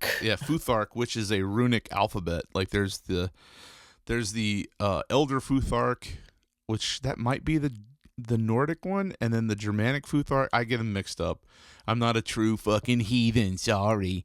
But it says here that the runes used are from Guido von List's Armenin system. The correct names are Fa. Okay, so yeah, that makes the ending. Because I was wondering about that, because on the album, like the last track, it just says "in," but reading it and educating myself is makes it more sense. But yeah, they do you know this one? Are you familiar with this one? Yeah, Is this one of the EPs? Yeah, it's very straightforward.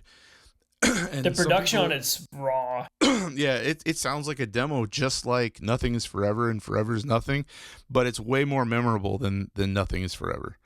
I don't know what happened. Like it maybe they're just kind of doing the same thing, but it's more focused, you know. But it's still got, it feels like Spear, you know, and it's got the classic logo, and it feels like another Spear album. It's not as classic as the early stuff like Natab Brahma and Cult Metal, but it's there. It's still rowdy and crazy, you know. Yeah, it's interesting they've released this. So they were very active from the. I mean, they were pretty consistent. Like every other year, they were releasing stuff, and then this kind of marked the end of their really prolific era because the next thing they released was a split, and that was really it for their new material. So I think this is kind of the so their EPs. So they have Natab Brahma and then this, which Natab Brahma is one of their, if not their best material. And then you have this as far as their EPs go. It's I mean, it's pretty good. Like you mentioned, it's kind of similar to, at least in production sound, to Nothing Is Forever and Forever Is Nothing, which the material on this is absolutely 100% better. Yeah, it's more engaging. I don't know what the fuck was going on with that record. Yeah, it's very strange. Can we talk about that record more? What? Nothing Is Forever? Yeah. What do you? Yeah. I mean, we're at the end of the discography. The only thing after that 7 inches, I don't really fuck with the 7-inch that much.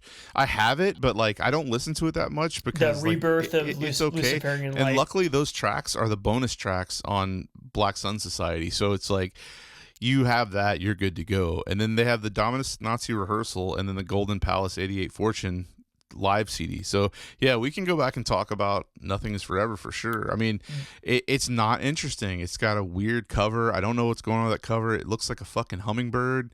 It's probably supposed to be a bat or something, but it's not.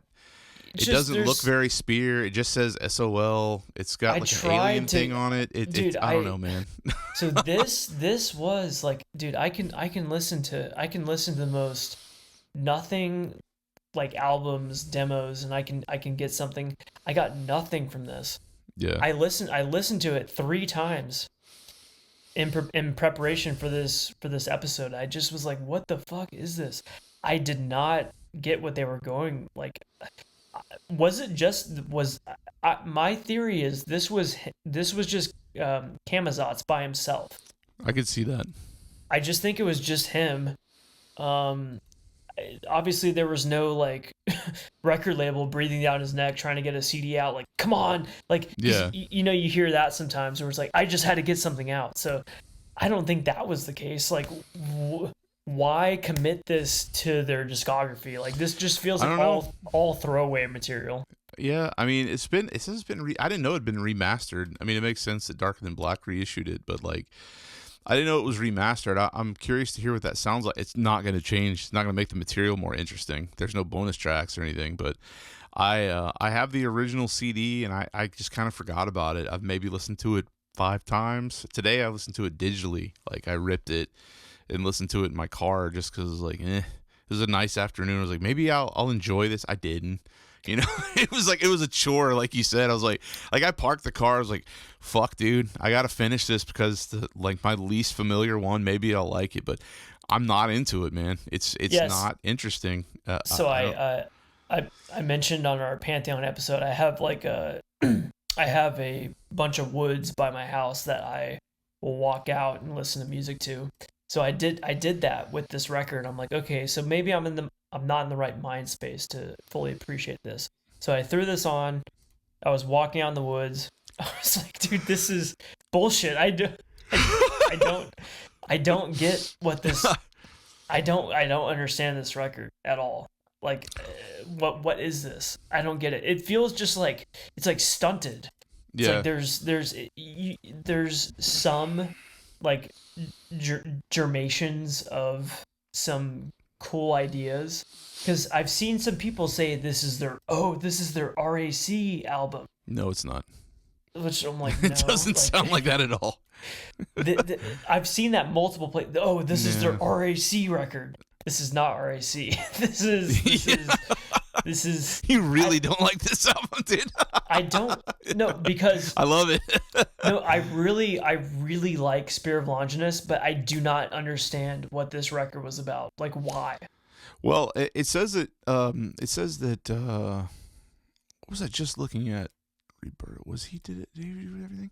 It says that he played everything on the 7-inch split with on the Rebirth of Luciferian Light. It's possible that he played everything on that one too, and he may have written it all. I don't know. I mean, it's not like the guy can't play or come up with something interesting. Oh no, I'm not trying to say he's not like this. Well, that's why it's so confusing.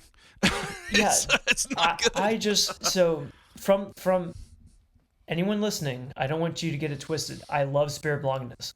They're one of my favorite bands. I fucking love them.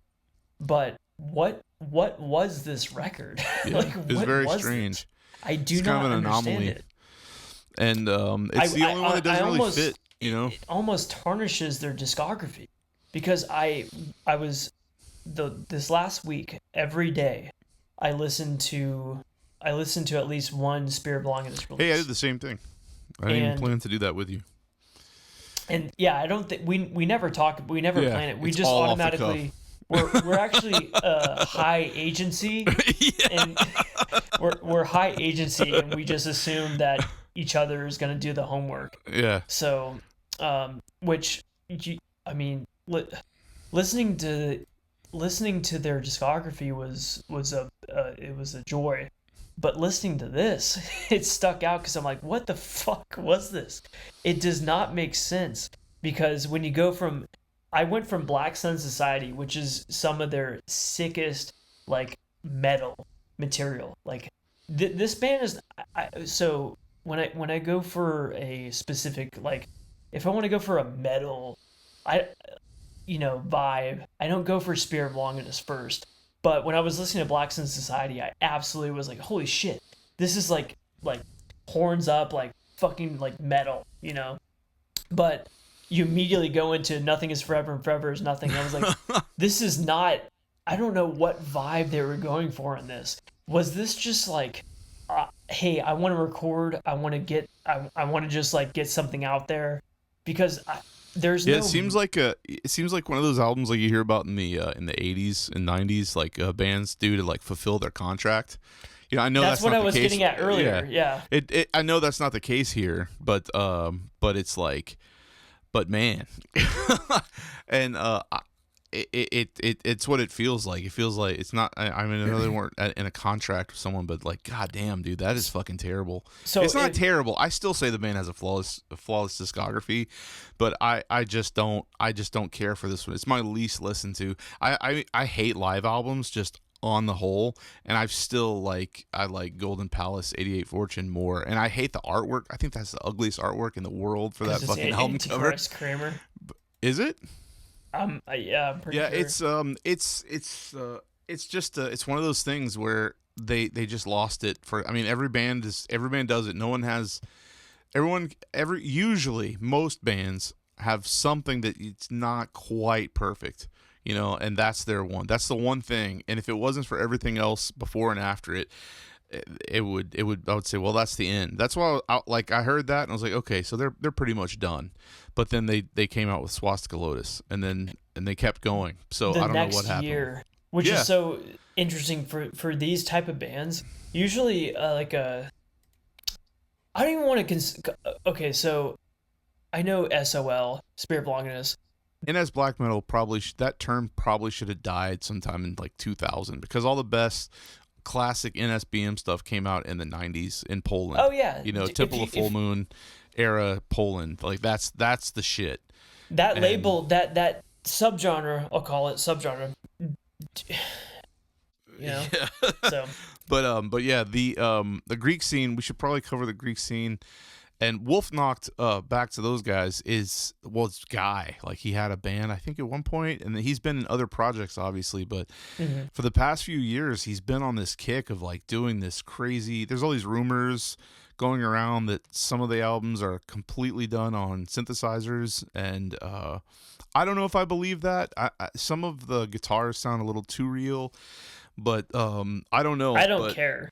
It doesn't matter, but he's a brilliant musician. It sounds completely different than even 3 albums ago. You know, I mean, and but he's got that era where it really reminds me of Absurd, and he covered Absurd too, but it reminds me of like newer era Absurd, and it's like super RAC influenced. And then now he's just doing this totally orchestrated madness, and it's it's like Wagner. It's Wagner black metal. That's all. It's Wagner worship, dude, which is absolutely fucking peak music anyway. But yeah, the Greek scene is very, very interesting, and Greece is a beautiful country, beautiful culture, great food. It's on the Mediterranean, which is awesome, and there's lots of we won't go into that. There's like stories of like why it's a perfect place for to fight a war from, you know, because it's there's all the rocks and everything you can it's a great defensive position. Yeah, it's everything about it is very, very interesting. I mean, and the culture there is so deep. I mean, it goes back to biblical times, you know. So, but anyway, I think that about does it for us. So there's no idea what we're gonna do next. I have no clue. We'll probably figure it out a few days ahead of time. We'll probably do. Dude, I was thinking we can cut this out, but maybe like Eisenwinter or Total Vernichtung. Maybe we don't have to cut that out. We can keep that in. Yeah. We'll just keep it, because I'll tell you, man, the people. Lots of times people have said things that we haven't thought about in the comments, and it's a good idea. So Spirit Longinus, I think we knew that we were going to cover. Pantheon, maybe, but like Tarihan would be good. Oh, I could talk for hours. Dude, on I've been listening to that. That shit is brilliant. It's so good, man, and it's just retarded enough. You know what I mean? It's like he could have easily made it sound like new Wolfnacht. You know, because it's that same mentality going behind it, but like it's kind of retarded. You know what I mean? It's kind of autistic, and it's I love it. And people were asking about that last time, and it's, if you can find it, it's Tarihan. It's a Swiss black metal band, and it's all over the place, and it's very, very good. Someone should reissue it, because it sucks that people have to pay so much for a CD. But I'm glad you were into it, man. Yeah, so, I was doing some deep research. Dude, yeah. I got fucking... He's an interesting guy, right? Yes. Yeah. That is the type of band that it's like, fuck, how have I never heard of this? Yeah, it's truly unique, and I'm glad it hasn't been exploited with multicolored vinyls and all that shit. And someone commented they think Bergstolz is going to re-release it. That's his label, right?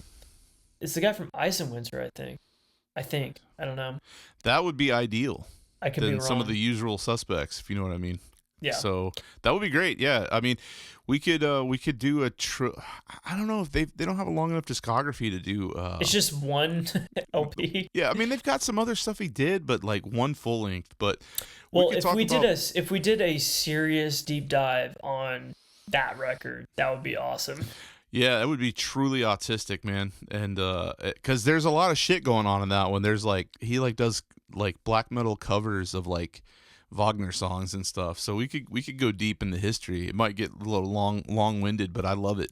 So as this episode can show you, we love a good side quest in the fucking podcast, man. Or we could or we could throw a curveball and just talk about like Merciful Fate or King Diamond or something. Yeah, we need to get back to the roots, man. I was thinking about that too. Just like I was listening to that band Hand of Doom. Have you heard of that band? They have a record called Poison Noise. That shit is fucking amazing. One of my favorite records of all time. Old heavy metal? It's old heavy metal from Germany. It's called Hand of Doom. It doesn't sound like Sabbath. Like that's a Sabbath song.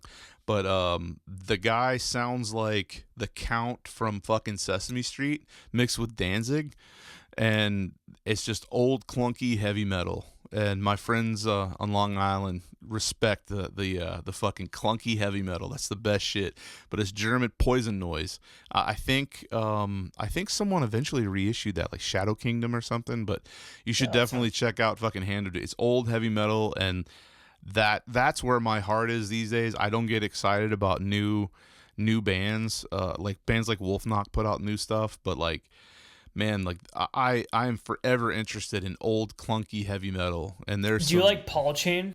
Yes, absolutely. I love That's one Paul of my Chain. favorite bands. I love Death SS. Man, that's same.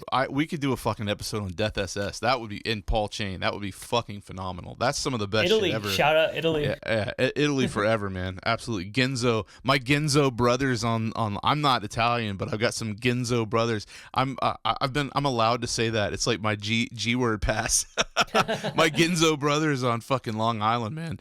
They truly know the fucking the clunky heavy metal, man. Some of the stuff that I've been turned on to even in the past few years, man, is incredible. And that's the stuff that's exciting to me more than like new black metal, is like old metal, old roots of metal shit. And like there's labels like Ancient Grease and Peppermint Records that are putting out these old, like, hard to find things, or bands that just did one or two riffs and especially like I'm sorry, not 1 or 2 riffs, 1 or 2 songs. They did a 7-inch and maybe that was it, but it's like this killer. this 7-inch bands are fascinating to me. Great. This guy sent me some shit this week. He was it was some band. I don't think I sent it to you. I need to send it to you, but this guy, we know him, but he sent it to me because he was like, this band only, they were like a garage level band. They only recorded 2 songs. I don't even know if these 2 songs came out on a 7-inch. It's just old clunky heavy metal from the Midwest, and it's fucking killer. I love that shit. It was the best thing I heard all week. But I'll send. I don't want to say it because it may be private. He may be doing it on his label, but I'll tell you about it. I'm being a total fucking asshole tease right now to the listeners, but I love that shit, man. Old clunky heavy metal recommendations are always welcome. Like, I mean, especially now that we know that our friend here likes Iron Maiden so much. But we're not talking about Iron Maiden stuff. It's like that heavy rock almost, that's like in between Sabbath and Maiden. 7-inch. It's that 7-inch metal. Yeah, that does I not love exist it, dude. anymore. It's absolutely, yeah. Yeah. But anyway, so that's it for us. It's fucking late where we are, and